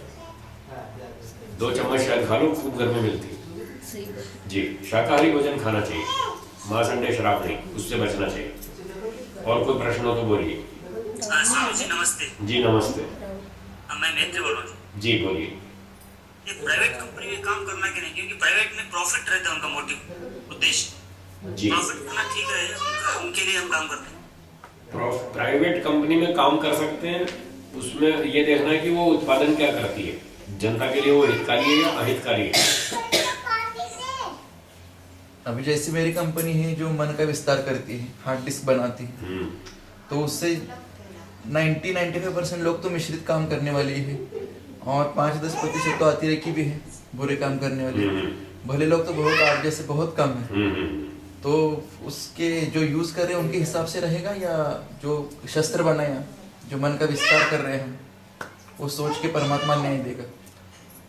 आप जो चीज बना रहे हैं, हार्ड डिस्क बना रहे हैं, और हार्ड डिस्क का उपयोग लोग किस काम में ले रहे हैं? अकाउंट्स मेंटेन करते हैं, बराबर, कोई ईमेल सेव करते हैं, कोई और डॉक्यूमेंट्स सेव करते हैं, तो वो कुल मिला के अच्छा काम है। 5-10% मिसयूज भी होता है, वो चलेगा, पर 80-90% अगर आपके उत्पादन से लोगों को लाभ है तो वो काम कर सकते हैं। तब आप ये मान के चलें कि हमारा तो जो उत्पादन है उसमें 90% तो अच्छा ही चल रहा है। पर जो हमारी कंपनी का गोल जो रहता है ना, हाँ। प्रॉफिट रहता है। देखिए, प्रॉफिट की बात ये है, फिर कैसे भी करेंगे, प्रॉफिट की बात ये, प्रॉफिट कमाना चाहिए, नहीं तो प्रॉफिट ना हो तो व्यापारी दुकान क्यों खोलेगा, फैक्ट्री क्यों लगाएगा? वो तो है। पर वो न्याय से लगाना चाहिए प्रॉफिट। अब वो अन्याय से प्रॉफिट कमाते हैं, भाई 100% कमाओ, 30%, 50%, 100%, वो 500% कमाते हैं, तो उससे मुद्रास्फीति बढ़ती है। मुद्रास्फीति बढ़ती है ना, तो वो देश के लिए हितकारी नहीं है। तो कोशिश करें, कोशिश करनी चाहिए कि हम इतनी ऐसी कंपनी में काम ना करें जो मुद्रास्फीति को बहुत अधिक बढ़ाए। प्रेफरेंस तो ये देना चाहिए कि जो उचित मार्जिन कमाए उस कंपनी में काम करो, उसमें प्रेफरेंस होना चाहिए। अब ऐसी कंपनी नहीं मिलती, तो सारे कंपटीशन में सब पैसे कमाते हैं, कोई 200%, कोई 400%, कोई 500। तो ठीक है, फिर भी कम से कम अब और कोई रास्ता नहीं है, मजबूरी है, तो कहीं तो काम करना पड़ेगा, या तो मेरी तरह सन्यासी बन जाओ। तो अभी कहाँ रोटी मिलती है, वो आपके पास का है नहीं, मेहनत करने वही इस समय तो हो नहीं सकता, इस समय तो काम करना ही पड़ेगा। तो जब काम करना ही है तो फिर जो भी आपको कंपनी मिलती है उसमें काम करो, पर कम से कम ये तो देखो कि वो जो कंपनी जो चीज़ बना रही है वो देश के लिए हितकारी तो होनी चाहिए। थोड़ा मार्जिन ज़्यादा रखती है, कोई बात नहीं, उतना वो आपसे काम भी लेती है, उतना आप काम भी करते हैं, उस हिसाब से आप भी पैसे कमाते हैं। तो आपको 50,000 देगी तो आपसे 2 लाख का काम वसूल करेगी, तब तो 50,000 देगी ना, ऐसे थोड़ी देगी 50,000। तो वो तो 2 लाख कहाँ से कमाएगी जब वो इतना मार्जिन नहीं रखेगी, तो आपको 50,000 कैसे देगी? तो वो ठीक है, वो उसका मैटर है, आपका उतना मैटर नहीं है। लीगली आप देखोगे ना तो उसके एथिक्स जो रहते हैं, विजन, ऑब्जेक्टिव्स बहुत अच्छे रहते हैं जी, जैसे वेद कहते हैं बिल्कुल वैसे ही होते हैं जी जी। पर बैकग्राउंड में क्या चल रहा है वो हमें नहीं पता रहता, लेकिन कुछ तो डाउट तो रहता है। वो तो क्या करें, फिर दुनिया में क्यों आए थे? हाँ, यहाँ आए तो कुछ तो करना पड़ेगा। कहाँ जाएंगे बच के? सबसे बढ़िया धंधा मेरा वाला है, बराबर। इससे बढ़िया कोई धंधा नहीं। शुद्ध 100% शुद्ध करो। तब करना पड़ता है वेद लेकिन पढ़ो, बहुत। वेद पढ़ाओ और अपना मन बनो, मोक्ष में जाओ। संन्यास। मेरे दाल रोटी साथ खाओ और चलो। प्रभु के गुण गाओ। बस सबसे बढ़िया धंधा तो ये है। या तो वो पकड़ो और वो आपके बस का नहीं है तो फिर जो मिलता वो करो तब तक। वो साइड बिजनेस है हमारा, है वो अभी हमारा साइड साइड बिजनेस है तो साइड वाला भी साइड करते रहो। आगे चल के जब गृहस्थी पार हो जाए तो फिर उसको मेन बिजनेस बिजनेस बनाएंगे। बनाओ बनाओ। यही करना पड़ेगा। हमने भी तो किया ना पहले, हमने भी टीचरशिप की, कुछ 2-4 बिजनेस भी किए और कर करा के देख लिया इसमें कुछ नहीं, बराबर। छोड़ दिया। हमने जल्दी छोड़ दिया, आप थोड़ा देर में छोड़ेंगे। छोड़ना तो पड़ेगा क्योंकि मोक्ष में जाना है तो निष्काम कर्म ही एक रास्ता है, दूसरा कोई रास्ता नहीं है। तो अब तक काम चलाओ, हमको ये जीने के लिए कुछ पैसे कमाने हैं तो फिर गृहस्थी में रहते हैं तो कुछ तो काम करना पड़ेगा। तो जो भी मिले कंपनी उसमें काम करो, प्राइवेट हो गवर्नमेंट की हो कोई बात नहीं, जो भी हो, पर उसमें अपनी ईमानदारी बनी रहे, अपनी नीयत बनी रहे, साफ सुथरी शुद्ध बनी रहे कि हम देश के लिए काम कर रहे हैं, अच्छी चीज़ का उत्पादन कर रहे हैं, देश को भला है। और बाकी 5-10% लोग उसका मिसयूज करते हैं तो उसमें हम क्या करें। और लगभग प्राइवेट कंपनीज आजकल अच्छा काम कर रही है, गवर्नमेंट की तो सब हाँ, वो तो वैसे और भ्रष्ट है। और भ्रष्ट। सरकारी कंपनियां तो वैसे भी भ्रष्ट है, काम करती नहीं, चोरी और ज्यादा करती। बराबर। सरकारी वाले तो काम भी नहीं करते, ये कम से कम चलो काम तो करते हैं। तो उस हिसाब से प्राइवेट कंपनी में कुल मिलाकर के काम करना कोई बुरा नहीं है, कर सकते हैं जी। मैत्री जी। हाँ जी। हाँ, और कोई प्रश्न हो तो बोलिए।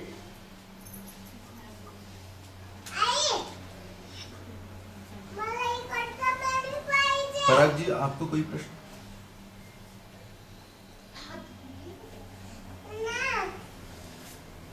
और कोई प्रश्न पूछना चाहे तो बोलिए। पराग है। है ना?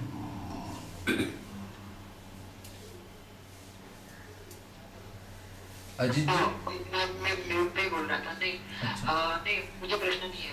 अच्छा ठीक है, तो आगे चले फिर। हाँ जी। तो ये कर्म की बात पूरी हुई, अब फल की बात शुरू करते हैं। जैसे मुख्य रूप से 2 प्रकार के कर्म हैं, एक निष्काम कर्म, दूसरे सकाम कर्म, ठीक है ना। फिर सकाम में 3 भेद हो गए, वो अलग बात है। मुख्य विभाग 2 हो गए, निष्काम कर्म और सकाम कर्म। तो शास्त्रों में लिखा है निष्काम कर्मों का फल है मोक्ष, ठीक है। विद्यां च अविद्यां च यस्तद् वेदो भयं सह अविद्यया मृत्युम तीर्त्वा विद्यया अमृतम अश्नुते। ये यजुर्वेद का मंत्र है 40वें अध्याय का। तो इस मंत्र के भाष्य में महर्षि दयानंद जी लिखते हैं शुद्ध ज्ञान, शुद्ध कर्म, शुद्ध उपासना से मोक्ष होता है। तो इसका मतलब है कि मोक्ष जो फल है वो कर्म का भी फल है। शुद्ध कर्म करेंगे तो मोक्ष मिलेगा। तो एक फल तो ये हुआ मोक्ष फल, ये है निष्काम कर्मों का। अब बाकी बचे 3 सकाम कर्म। 3 सकाम कर्म जो हैं शुभ अशुभ और मिश्रित, इसका फल लिखा है योग दर्शन में, दूसरा चैप्टर में, सूत्र 12-13। क्लेश मूलः कर्माशयो दृष्टादृष्ट जन्म वेदनीय, ये 12वां सूत्र है। और अगले 13वें सूत्र में कहा सती मूले तत्को जाति आयुर्भोगा। क्लेश मूल वाला जो कर्माशय है, 5 क्लेश है जिसका कारण अविद्या, अस्मिता, राग, द्वेष, अभिनिवेश, ये 5 क्लेश हैं।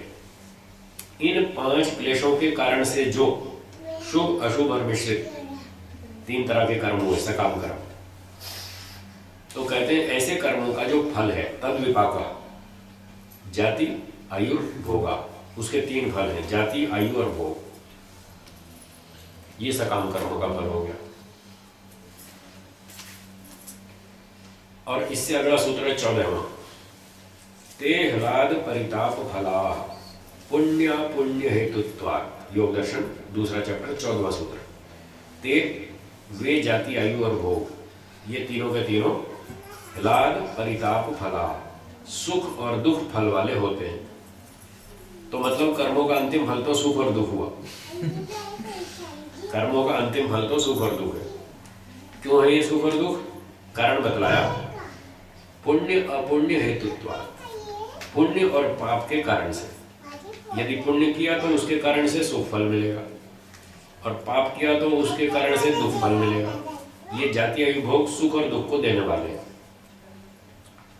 तो ये जाति आयु भोग क्या है ये समझना है। जो हम सकाम कर्म करेंगे उससे हमको जाति आयु भोग मिलेगा। यदि अच्छे कर्म करेंगे पुण्य वाले तो ऐसे जाति आयु भोग मिलेंगे जो सुखदायक है, सुख अधिक होगा, दुख कम। और यदि पाप अधिक करेंगे तो फिर ऐसे जाति आयु भोग मिलेंगे जिससे दुख अधिक मिलेगा, सुख कम मिलेगा। तो जो अच्छे सुख देने वाले, अधिक सुख देने वाले जाति आयु भोग हैं वो है मनुष्य की जाति। जाति का मतलब मनुष्य, बॉडी, शरीर, उसमें सबसे बढ़िया है मनुष्य। तो मनुष्य है, फिर पशु है, पक्षी है, कीड़ा है, मकोड़ा है, ये है जातियां। फिर इन जातियों में और प्रजातियां बनती जाएंगी। गाय है, घोड़ा है, बकरी है, भेड़ है, उल्लू है, गधा है, सुअर है, शेर है, भेड़िया है। ये सारी की सारी जाति शब्द का अर्थ है। इसकी परिभाषा लिखी महर्षि दयानंद जी ने आर्योपदेश रत्नमाला में। जाति उसका नाम है जो जन्म से लेकर मृत्यु पर्यंत बनी रहे, वही की वही बनी रहे, बीच में नहीं बदलेगी, जाति नहीं बदलेगी। जैसे एक व्यक्ति को जन्म से गधे का शरीर दिया गया, एक आत्मा को, तो उस जन्म में वो गधे से बिल्ली नहीं बन सकता, उस जन्म में तो गधा ही रहेगा। एक को मनुष्य शरीर दिया तो पूरे जीवन मनुष्य ही रहेगा, उसको बीच में तोड़ मरोड़ के कुत्ता नहीं बना सकते। तो ये है जाति, मनुष्य, गाय, घोड़ा, कुत्ता, बिल्ली, हाथी, बंदर, सुअर आदि आदि। तो लेकिन अच्छे सभी को एक एक विशेष गुण दिया है। हाँ वो अलग बात है, वो अलग बात है। एक ही क्यों दिया, इसका भी कोई कारण नहीं। एक दो तीन भी होंगे, वो तो कर्मों का फल है, उसमें भी सुख है, सब कर्मों का फल। सबके दुख नहीं, भोग योनि तो है उनकी। हाँ। और अभी विशेष गुण मैं मनुष्य थोड़ा और से कह दूं, विशेष। अभी मैं और सुना दूं, फिर आप बात करिए, फिर जो पूछ रहा हूँ फिर पूछिए, थोड़ा और मैं कह दूं। तो ये जाति हो गई, ये कर्मों का फल है। मनुष्य का शरीर मिला, गधे घोड़े का जो भी मिला, ये कर्मों का फल है, सकाम कर्मों का फल। दूसरी बात है आयु। आयु का मतलब है जीने के लिए समय, जीने का टाइम, ये भी कर्मों का फल है।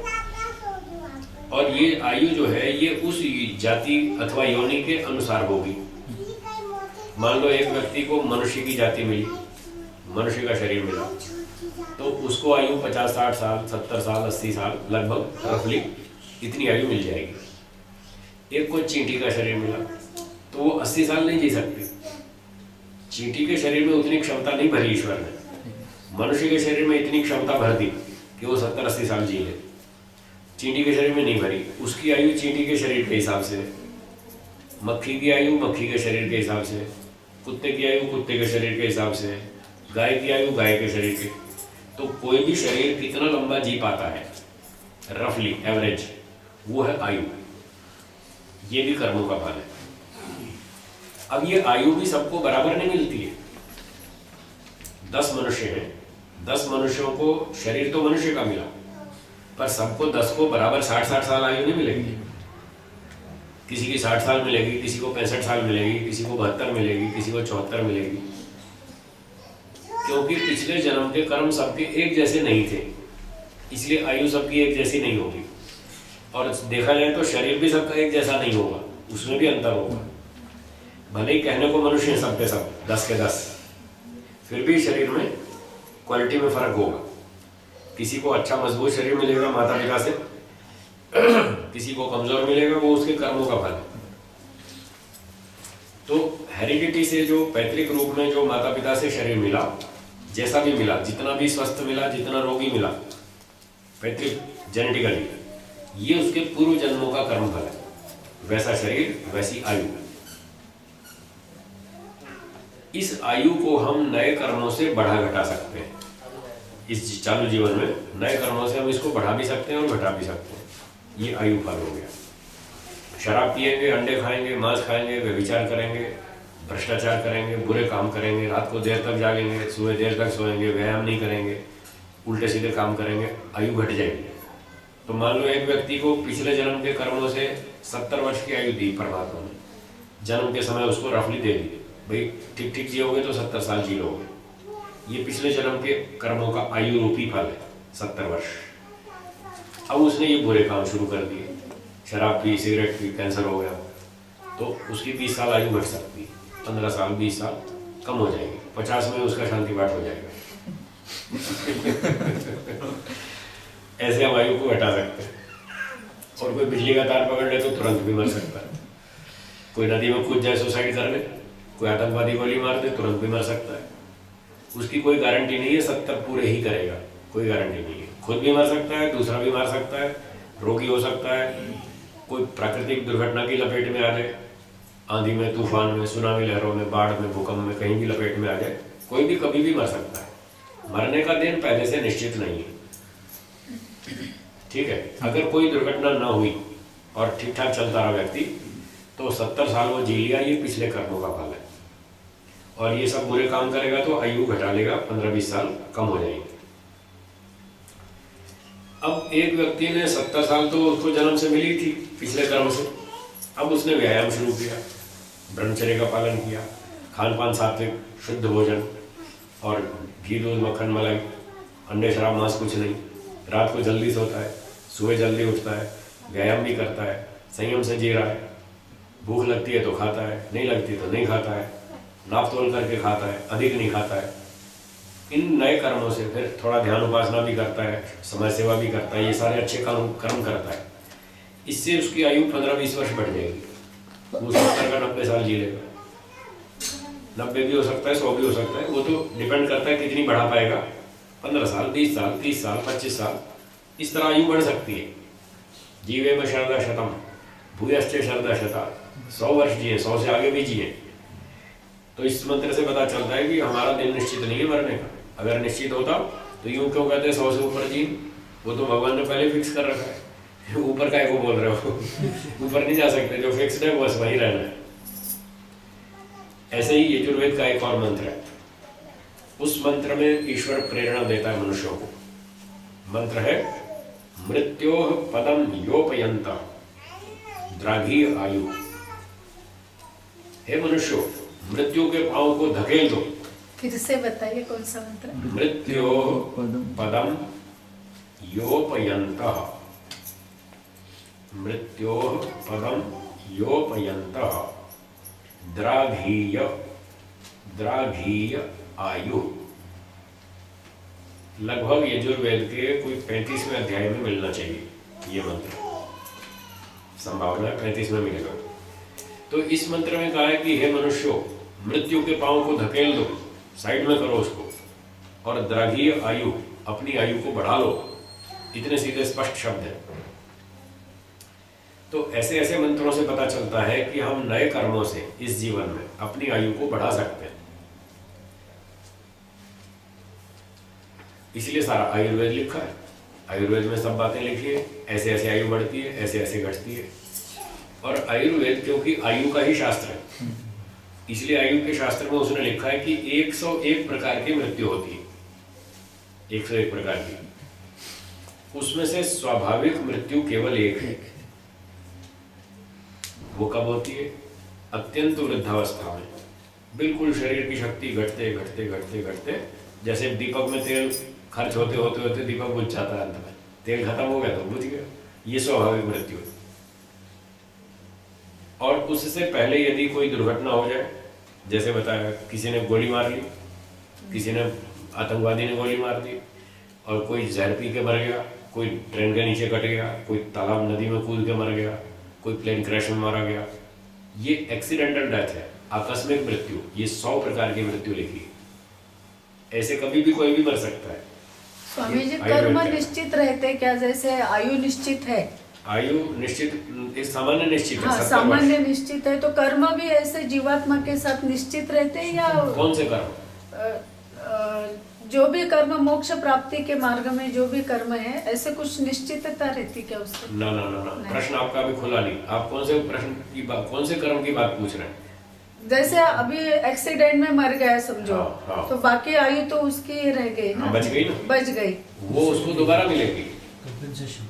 फिर जैसे मान लिया, हाँ, ईश्वर ने हमारे पूर्व जन्म के कर्मानुसार 70 वर्ष की आयु दी, हाँ, और जिसको 70 वर्ष की आयु दी, मान लो उसकी 40 वर्ष में दुर्घटना में मृत्यु हो गई, हाँ, तो 30 वर्ष बाकी बचे ना, हाँ, वो ईश्वर उसको दोबारा देगा।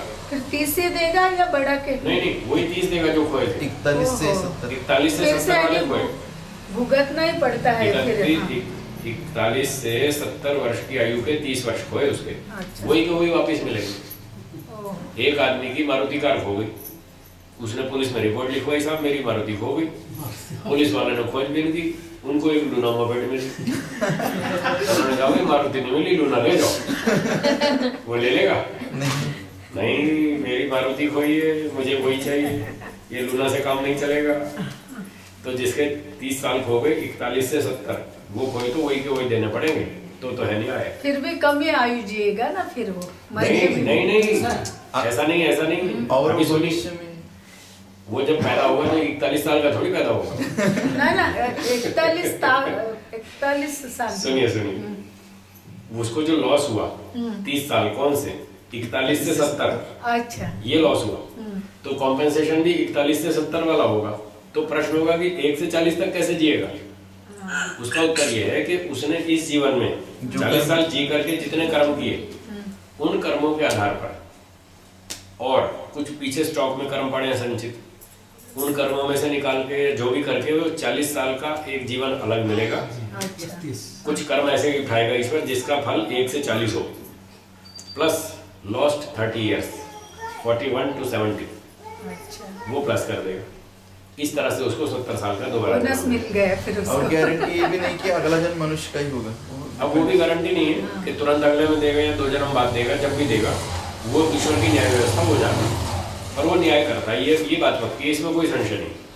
ईश्वर न्याय ही करेगा, जो खोया है वो वापस देगा, और जिसने खो दिया, हमारा ट्रक वाले ने मार दिया ठोक के, उसको दंड देगा। तूने इसका जीवन क्यों छीना, उसको दंड मिलेगा। जिसको लॉस हुआ उसको कंपनसेशन मिलेगा। इसका नाम है न्याय। न्याय द्विपक्षीय होता है। चोर को सजा दो और जो चोरी का माल है वो सेठ को वापस दो। चोरी का माल जो चुराया गया वो वापस दो सेठ को जिसका माल चुराया गया। तो इस तरह से न्याय होता है। कल जो दिनकर मौर्य ने एक बात कही थी जी, कि उसने सच बोला तो उसका माफ कर दिया।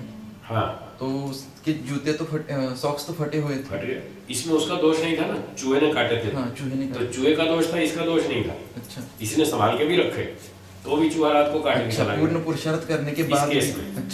अच्छा, दूसरा उसने सच बोला, ये अच्छा काम किया, उसका इनाम दिया कि चलो तुम्हारा फाइन दंड माफ। ये इनाम भी था ना उसका कि उसका फाइन माफ कर दिया, उसका इनाम था। बाकी उन्होंने झूठ बोला, सबने सच नहीं बोला, इसलिए उनको फाइन मारा। इस तरह से तो ये आयु फल को हम घटा बढ़ा सकते हैं। मरने का दिन, समय, स्थान कोई भी निश्चित नहीं है, इसलिए सड़कों पर लिखा है सावधानी हटी दुर्घटना घटी। दुर्घटना से देर भली, झड़प नहीं मजा, मौत नहीं सजा। गुजरात की सड़कों बसों में लिखा है झड़प नहीं मजा, है ना? यहाँ भी है स्पीड का मजा लो, स्पीड थ्रिल्स बट किल्स। इसलिए सावधान रहो, स्पीड मत चलाओ, गाड़ी ठीक चलाओ, सावधानी से चलाओ, खुद भी बचो, दूसरे को भी बचाओ। दूसरे के ऊपर मत छोड़ो कि वो हमको बचाएगा, कोई गारंटी नहीं। अपना बचाव स्वयं करना और दूसरे को भी बचाना, तो हम ठीक ठाक चलते रहेंगे, दुर्घटनाओं से बचेंगे और ठीक आयु जी लेंगे और अच्छी तरह से नए कर्म करके आयु को बढ़ा भी सकेंगे। तो ये है आयु का विभाग। ठीक हो गया। तीसरा फल है भोग। भोग का अर्थ है खाने पीने जीने के साधन। खाने पीने जीने रहने सहने के जो साधन है उसका नाम है भोग। जैसे मान लीजिए मनुष्य का जन्म मिला, उदाहरण के लिए एक व्यक्ति ने अच्छे कर्म किए, उसको मनुष्य का जन्म मिला, तो मनुष्य वाली आयु मिल जाएगी 60-70 वर्ष एवरेज, जैसा उसका कर्म है उस हिसाब से। और जिस परिवार में उसको जन्म मिला माता पिता के यहाँ, उस परिवार में जो संपत्ति है वो है उसका भोग। उसके घर में अच्छी गाड़ी है, बढ़िया बंगला है, नौकर चाकर भी हैं, घी दूध मलाई सब मिलता है खाने को, अच्छे बिस्तर हैं, गद्दे हैं, गलीचे हैं, सब कुछ है, एयर कंडीशन सुविधा है, सारी सुविधा है। ये है उसका भोग। ये उसको पिछले जन्म से मिला, जो पैदा होते ही जो मिला, ये पिछले जन्म के कर्मों का फल है। ऐसे माता पिता मिले, ऐसी संपत्ति मिली, ऐसे साधन मिले। एक को गरीब के घर जन्म मिला, दूध पीने को भी नहीं मिलता ठीक से, रोता और थप्पड़ मारते उसको, चुप रोना नहीं, बेचारा ऐसे भूखा सूखा गाड़ी चला रहा है, क्या करे, खाने को नहीं, घर में मकान अच्छा नहीं, कोई फैसिलिटी नहीं, सुविधा नहीं। तो ये जो उसको भोग के साधन कम मिले, ये उसका पिछले जन्म का कर्म फल है। जो जन्म से मिली सुविधा अच्छी या बुरी जो भी मिली, ये पिछले कर्म का फल है।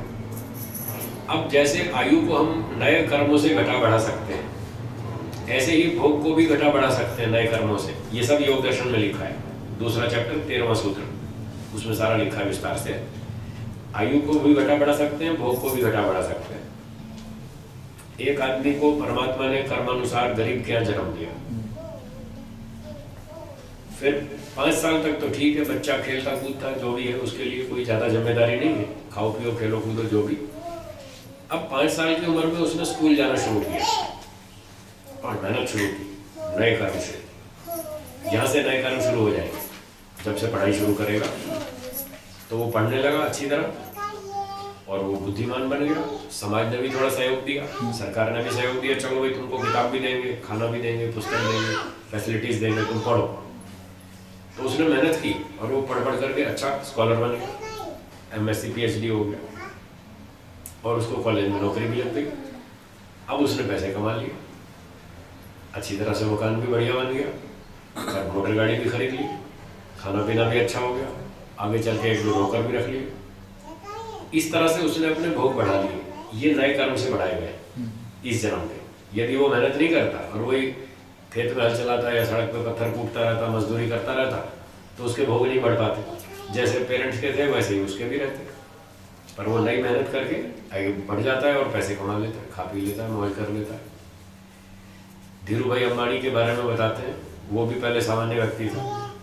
अहमदाबाद में बताते हैं 5-5 हज़ार रुपये उधार मांगता था लोगों से और धीरे धीरे उसने धंधा किया, साइकिल पे कपड़ा बेचता था और ऐसे करते करते उसने फैक्ट्री लगा ली, फिर मिल हो गई, फिर बड़ा सेठ हो गया। फिर वो तो फल दिया था ईश्वर ने कि अपने कर्मों का फल दिया। जन्म से जो दिया था वो था पिछले कर्मों का, सिर्फ जन्म तक फल। प्रारब्ध। वो जो जन्म से जो फैसिलिटीज मिली वो पिछले जन्म के कर्मों का फल था वो। अब नए कर्म से आप बढ़ा लो। ये MDH मसाले वाले, गाठिया दी हट्टी, ये भी ऐसे ही थे। दिल्ली में तांगा, ये 0 से हीरो बने, ये भी तांगा चलाते थे। 4-4 आने सवारी, 25 पैसे बैठो, सब्जी मंडी से घंटाघर प्रताप बाग सवारी चलाते थे 4-4 आने। धीरे धीरे उन्होंने भी मेहनत की, आज हीरो बन गए, खूब पैसे कमा लिए। तो ऐसे ये हीरो साइकिल्स वाले, ये भी बहुत मेहनत करते थे। ये मैं एक दिन गया इनके यहाँ, बता रहे थे कि मैं 100 किलोमीटर साइकिल रोज चलाता हूँ, बाप रे, डेली।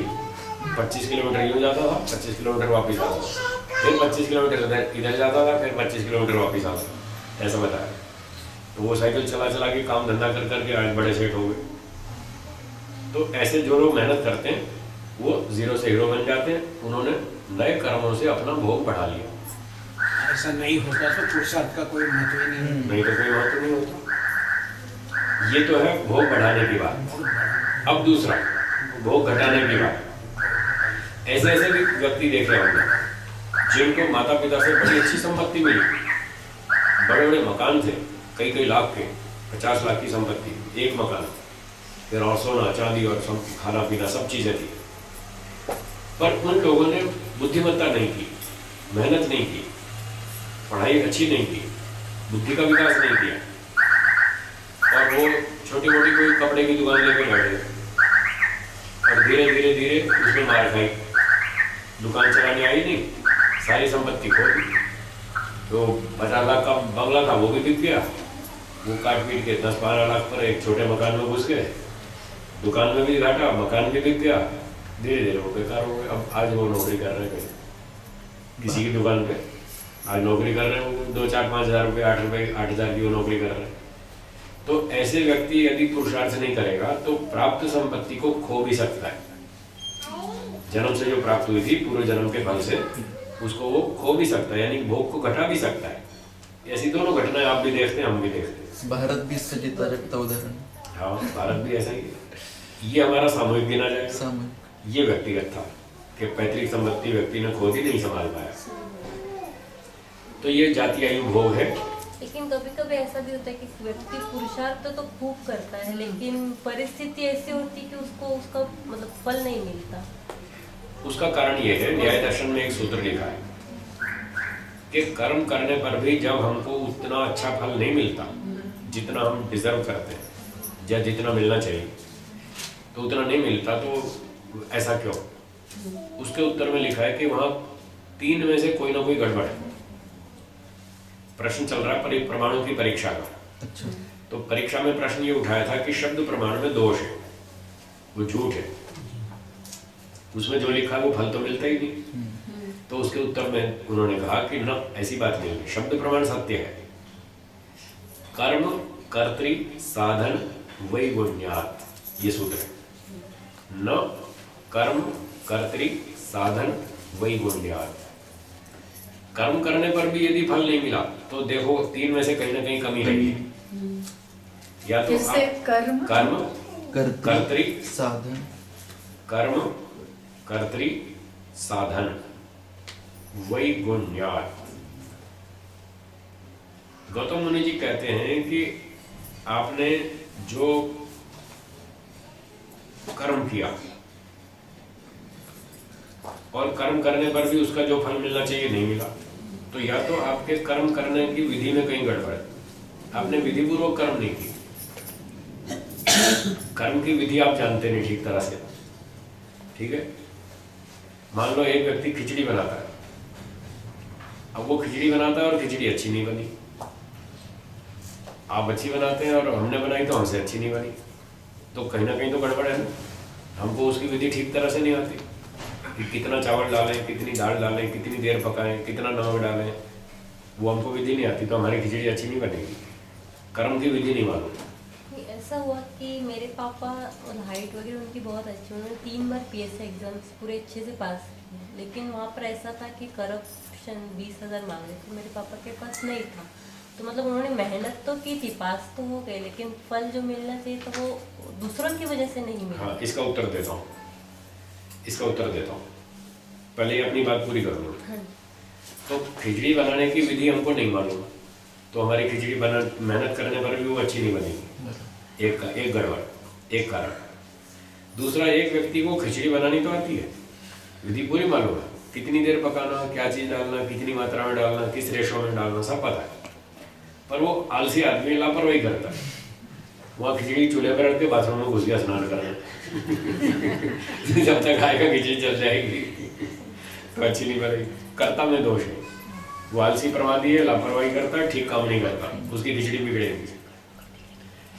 और तीसरा है साधन, उसको विधि भी मालूम है और वो चुस्त भी है, ठीक काम करता है, और गैस जो है वो खत्म हो गई, चलते चलते गैस खत्म हो गई, आधी देर 10 मिनट खिचड़ी पकी, गैस खत्म हो गई। अब बताइए खिचड़ी ठीक कैसे बनेगी? या चलते चलते कुकर ब्लॉक हो गया, उसमें कुछ फंस गया दाना वाना उसकी सीटी में, अब वो फंस गया तो आगे पकने का काम बिगड़ गया, हवा निकलती नहीं, या तो वो जल जाएगी या वो फट जाएगा कुकर, या जो भी गड़बड़ होगी, कुछ ना कुछ तो होगी ना। तो साधनों में कमी है तो काम नहीं, रिजल्ट अच्छा नहीं आएगा। कर्ता में गड़बड़ है तो ठीक नहीं आएगा रिजल्ट, और कर्म की विधि नहीं आती तो काम बिगड़ेगा। जहाँ ये तीनों चीजें ठीक है, विधि भी मालूम है, कर्ता भी चुस्त है, अलर्ट है, और साधन भी कंप्लीट है, तो खिचड़ी बढ़िया बनेगी। जैसे आप बनाते बढ़िया खिचड़ी बनती है, हलवा बनाते बहुत अच्छा बनता है, खीर बनाते बढ़िया बनती है, वहाँ तीनों चीजें कंप्लीट। ठीक हो गया। अब आपके सवाल का जवाब, आपके पिताजी ने कौन सा कोर्स किया था? PSI के एग्जाम, PSI का एग्जाम दिया।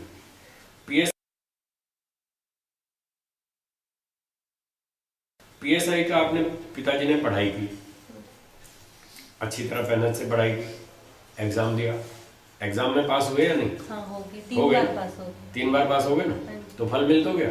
नहीं, 20,000 मांगे। एग्जाम का फल था पास होना। अच्छा बस एग्जाम का फल था खिचड़ी पास खाने होना। नहीं मिली, हाँ, खाने को नहीं, बन तो गई ना, खाने को नहीं मिली, फिर बिल्ली उठा के ले गई, बिल्ली छीन के ले गई, स्वामी जी इनका खाने को भी नहीं मिली, वो प्रश्न अलग बात। नहीं, हमारे भी पिताजी बहुत अच्छा कर्म करते हैं, स्वभाव से भी बहुत अच्छे हैं, लेकिन उनके साथ कोई उनके बहू बेटियां ही उनके बेटे उनके साथ अच्छा बर्ताव नहीं करते हैं। वो बहुत दुखी है। जी। निष्काम सेवा, निष्काम, उन्होंने आप भी निष्काम सेवा करते हैं। जी जी।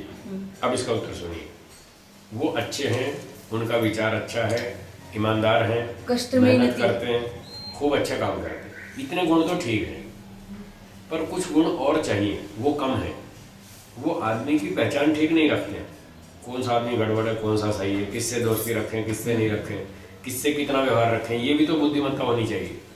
ये भी तो अच्छाई में एक फैक्टर ये भी तो है। स्वयं के बच्चों से भी इस बात की कमी है, इस बात की कमी है, इसलिए दूसरे लोग उनको शोषण करते हैं, उनको नुकसान पहुंचाते हैं, उनको तंग करते हैं, और वो अपनी रक्षा नहीं कर पा रहे। ये कमी नहीं है क्या? आप अच्छे हैं, आप शुद्ध शाकाहारी हैं, इसका अर्थ ये नहीं कि शेर आपको नहीं खाएगा। आप शुद्ध शाकाहारी हैं, इसका अर्थ ये नहीं कि शेर आपको नहीं खाएगा। शेर तो हमला करेगा, आपको शेर से अपनी रक्षा भी करनी है। आप भले कितने शाकाहारी हो, पर शेर से अपनी रक्षा करना आपका ड्यूटी है। तो बहुत सारे लोग ऐसे हैं समाज के अंदर जिनमें 10 गुण अच्छे हैं, पर वो 2 कमियां भी हैं। उनको ऑब्जर्वेशन में कमी है, वो पहचान नहीं पाते कौन सा आदमी ठीक है, कौन सा गड़बड़, किससे अपना बचाव रखें। वो भी योग्यता होनी चाहिए। जब तक ये योग्यता नहीं आएगी तब तक मार खाना पड़ेगा। तो वो योग्यता बनाओ। इस दुनिया में जीना बहुत शरीर भी ये हो गया ना, वो ठीक है, बड़ी उम्र हो गया तो पर ये समस्या कब से शुरू हुई? ये कोई अब शुरू नहीं हुई है, ये समस्या बहुत पहले से चल रही है। पहले से इतनी बुद्धिमत्ता होती और व्यक्ति की पहचान होती तो आप गड़बड़ वाले लोगों से बचकर रहते और उनसे उतनी सीमा तक व्यवहार रखते, अधिक नहीं रखते। जो बुद्धिमान होते हैं वो पहचान लेते हैं और चालाक लोगों से, धूर्त लोगों से बच के रहते हैं। दे आर सक्सेसफुल, वो खुश है, मस्त है, वो अपनी रक्षा करना जानते हैं। समर्थ रामदास स्वामी एक बहुत अच्छा कहते हैं जी। वो कहते हैं प्रयत्न करने के बाद भी इच्छित फल नहीं मिलता, यश नहीं मिलता, तो ऐसे लोगों को अपना अवगुण समझ में नहीं आता। राइट। और इसके बाद वो दोस्त तो परमेश्वर को, भगवान को देते, भगवान को देते। ये झूठा रोग है, ये झूठा रोग है, ये गलत है कहते हो। संस्कृत में बहुत पुराना कवि का एक श्लोक है, यत्ने कृते यदि न सिद्ध्यति गोत्र दोषा। इसके 2 अर्थ हैं, एक तो गलत अर्थ है, एक सही अर्थ है। ऐसा भी हो गया ना जो कि भाग्यवादी लोग, ईश्वर की आज्ञा तो है कि वानप्रस्थ लेना है और उन्होंने नहीं लिया तो वो पाप हो गया, वो दोष हुआ, उसका दंड भोगना पड़ेगा, मिल रहा है, दंड मिल रहा है, दंड भोगना पड़ेगा। यत्ने कृते यदि न सिद्ध्यति, यत्ने कृते यदि न सिद्ध्यति, कोत्र, को अत्र जोड़ करके कोत्र दोषा। तो जो लोग आलसी हैं, भाग्यवादी हैं, दूसरों के भरोसे बैठे रहते हैं, वो इसका झूठा अर्थ करते हैं, वो इसका गलत अर्थ करते हैं। क्या अर्थ करते हैं? देखो जी, हमने इतनी मेहनत की फिर भी काम सिद्ध नहीं हुआ, तो इसमें हमारा क्या दोष? हमारी तो किस्मत ही खराब है, हमारी तो किस्मत खराब है, या तो भगवान हमसे नाराज है, उसने हमारा काम बिगाड़ दिया, सारा दोष भगवान के सर पर। ये गलत अर्थ है, इसका अर्थ ठीक नहीं है। इसका ठीक अर्थ ये है, यत्ने कृते यदि न सिद्ध्यति कोत्र दोषा। मेहनत करने पर भी काम सिद्ध नहीं हुआ तो ढूंढो क्या कमी रही, इसका दोष है, क्या दोष रहा उसमें, ढूंढो, उस कमी को दूर करो। जैसे हमने खिचड़ी बनाई और अच्छी नहीं बनी, तो ये थोड़ी कहेंगे साहब हमारी किस्मत खराब है। किस्मत खराब कुछ नहीं है, आज का दिन ही खराब, कभी हमारी है। पता नहीं किसका मुंह देखे। हाँ, देखो ना बहाने कैसे मारते हैं लोग। आज सुबह सुबह पता नहीं किसकी शक्ल देख ली, बिल्ली रास्ता हाँ, बिल्ली रास्ता काट गई। आज तो भगवान हमसे नाराज है, आज हमारे सितारे उल्टे हैं। मेरा भी बहुत पहले ऐसे ही होता था, मैंने ब्लैक कलर की ड्रेस पहन ली तो मेरे काम भी मैं बहुत सोचती थी वैसा। तो ये सब भ्रांतियां हैं। तो शास्त्र ये कहता है कि यदि काम करने पर भी कार्य सिद्ध नहीं हुआ तो ढूंढो उसमें क्या कमी रही। हम खिचड़ी बनाते हैं, ठीक नहीं बनती, ये बनाते हैं, अच्छी बनती है, इसका मतलब हमारे बनाने में कहीं कमी है ना, हमारे बनाने में कमी है, विधि में कमी है, कहीं साधनों में कमी है, कहीं ना कहीं कमी जरूर है।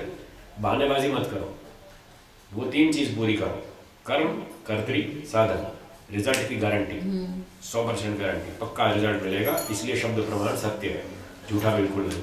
तो जो अन्याय होता है वो साधन में आएगा क्या? है जो अन्याय होता है, हाँ, उसका अन्य चीजें, हाँ अन्य चीजें, हाँ, वो साधन में। हाँ, खिचड़ी का चावल लोअर क्वालिटी है, दाल ठीक नहीं है, चूल्हा गैस का कमजोर है, वो फक फक करता है, ठीक से जलता नहीं अग्नि, या सिलेंडर में गैस कम पड़ नहीं गई, वो नहीं, जो अन्याय होता है हम पर। अन्याय अन्याय अन्याय तो बिल्कुल अलग चीज, वो अलग बात है, इस वो अलग है, सूत्र में 3 से नहीं है। अलग है, वो 3 से अलग है। काम आपका कंप्लीट है, इनके पिताजी ने 3 बार परीक्षा पास कर ली तो फल तो मिल गया, परीक्षा का फल था रिजल्ट मिलना, रिजल्ट तो ठीक ठाक मिला। अब आगे वाले ने, दूसरे ने अन्याय किया, वो कहता पैसा लाओ तो नौकरी दो, वो तो बिल्कुल अलग चीज है। ऐसे विश्लेषण किया तो दुख नहीं होगा। हाँ, कोई दुख नहीं होता, ये दूसरों का अन्याय है।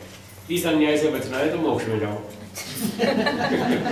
अब यही विश्लेषण करना सीखना है हमें। ये सीखना है, ये विश्लेषण समझ में आ जाएगा तो दुखी नहीं होगे। यहाँ तो समझ में आता है, आप उदाहरण के साथ देते हैं, लेकिन हम जब आत्मनिरीक्षण को बैठते हैं तो शुरू शुरू में समझ में नहीं आता है। हाँ। वो सीखना है हमें। हाँ, तो ये धीरे धीरे आप कर्म को समझेंगे, कर्म के फल को समझेंगे। फिर फल के साथ 2 चीजें और है, कर्म का परिणाम और कर्म का प्रभाव। इसकी चर्चा हम दोपहर बाद करेंगे। ठीक है। अब समय के अनुसार यहाँ विराम देते हैं। कोई प्रश्न हो, 2-4 मिनट पूछना हो तो पूछिए। कोई प्रश्न है मैत्री जी?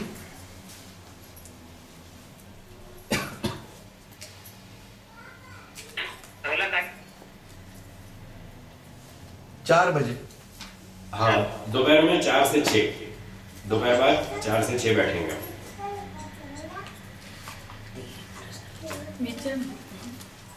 स्वामी जी हाँ, पूछना नहीं, चाहिए। हमारे पिताजी के साथ उनके बेटे बहू अच्छा बर्ताव नहीं करते हैं। जी, इनमें दोष किसका है, पिताजी का उन लोगों का? बेटे बहू का, वो ठीक व्यवहार नहीं करते, उनका दोष है। और पिताजी का दोष ये कि फिर भी उनसे रिश्तेदारी बनाए बैठे हैं। ये उनका दोष है। जब ठीक व्यवहार नहीं करते तो नमस्ते, तुम अपने घर, हम अपने घर, हम अपने जंगल में जाएंगे, आश्रम कहाँ में जाए जाओ, बोलते हैं वो, आश्रम में जाओ। 0 में से इतना बड़ा है और अपने सामने सब अगर सब खराब होते हैं, स्टेटी का सब नहीं फिर वो तो छोड़ना ही पड़ेगा ना। छोड़ना, मरेंगे तब वो भी तो खुद छोड़ना के है। लिए कुछ नहीं किया उन्होंने, कभी स्त्री के कपड़े भी नहीं, 2 से 3 भी नहीं, ऐसा कपड़े नहीं हुए थे होता। दे डालते हैं। अच्छा, एक बात मैं पूछना चाहता नहीं, हूँ, वो अपने लिए कुछ नहीं जो करते, लोग दूसरों अपने के लिए लिए कुछ नहीं करते, करते, घर के। हाँ, वो बहू दूसरों के के लिए क्यों करते हैं, मैं ये जानना चाहता हूँ। अपने लिए क्यों नहीं किया और दूसरों के लिए क्यों किया, उसका जवाब चाहिए। बेटे यानी बेटे बहू के लिए किया, बेटे क्यों बहू किया? पोते क्यों का किया? जवाब चाहिए। पुत्रष्णा अब वही क्या बोल लगता रहा है है कि अपने लिए क्यों नहीं किया, क्या वो इंसान नहीं है, क्या वो किया आत्मा वो। नहीं है, अपने लिए अपने क्या वो लिए सुख नहीं चाहते? किया। उनको पता था कि बुढ़ापे में यही सेवा करने वाले हाँ, हैं। यही सेवा करने वाले बहू अब और सुनिए, बेटे। और सुनिए, उन्होंने बहू बेटों को प्रॉपर ट्रेनिंग नहीं दी। हाँ। शुरू से जब उन्होंने ये माना था कि बुढ़ापे में यही सेवा करेंगे, तो अब क्यों नहीं सेवा हो रही?